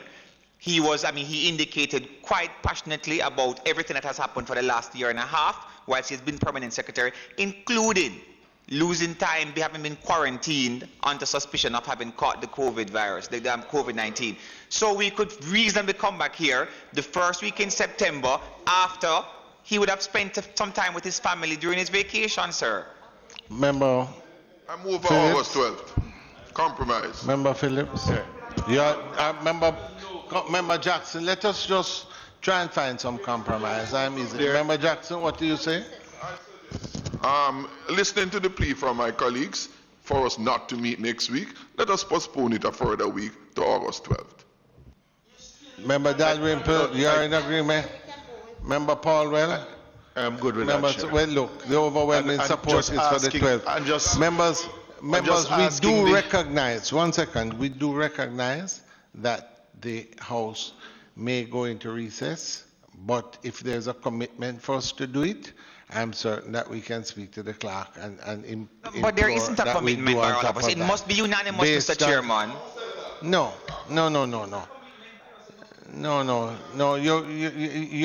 Your attendance record is such that Mr. Chairman, unanimity. Mr. Chairman, Yes. Mr. Chairman, for the sake of grace and goodness,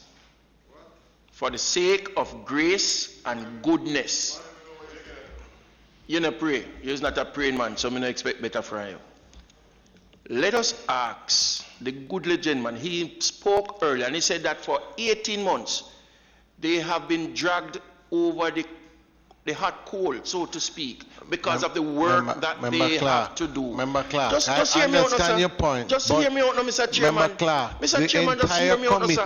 I'm asking the you, rest Mr. of the Chairman, committee has just come. To turn I am your ruled focus by the majority. on the PS and ask him how comfortable he is coming back here on the 12th.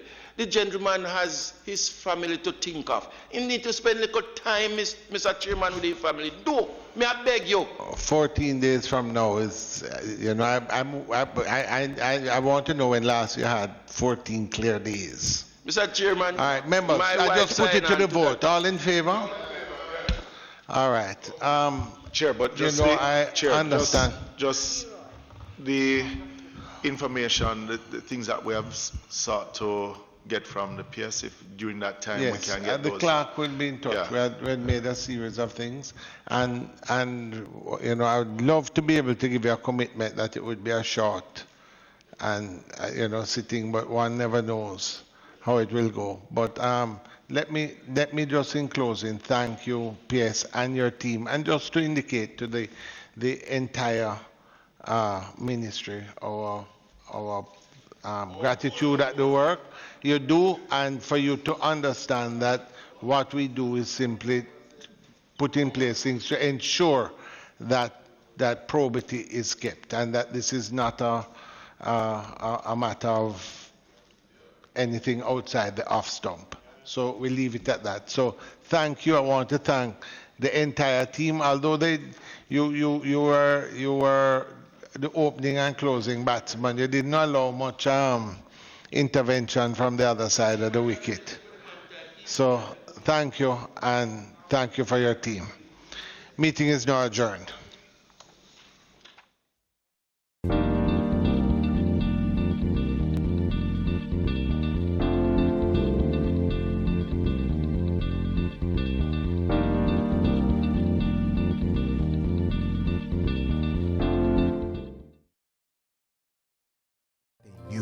You abused her, her family. Mr. Jones,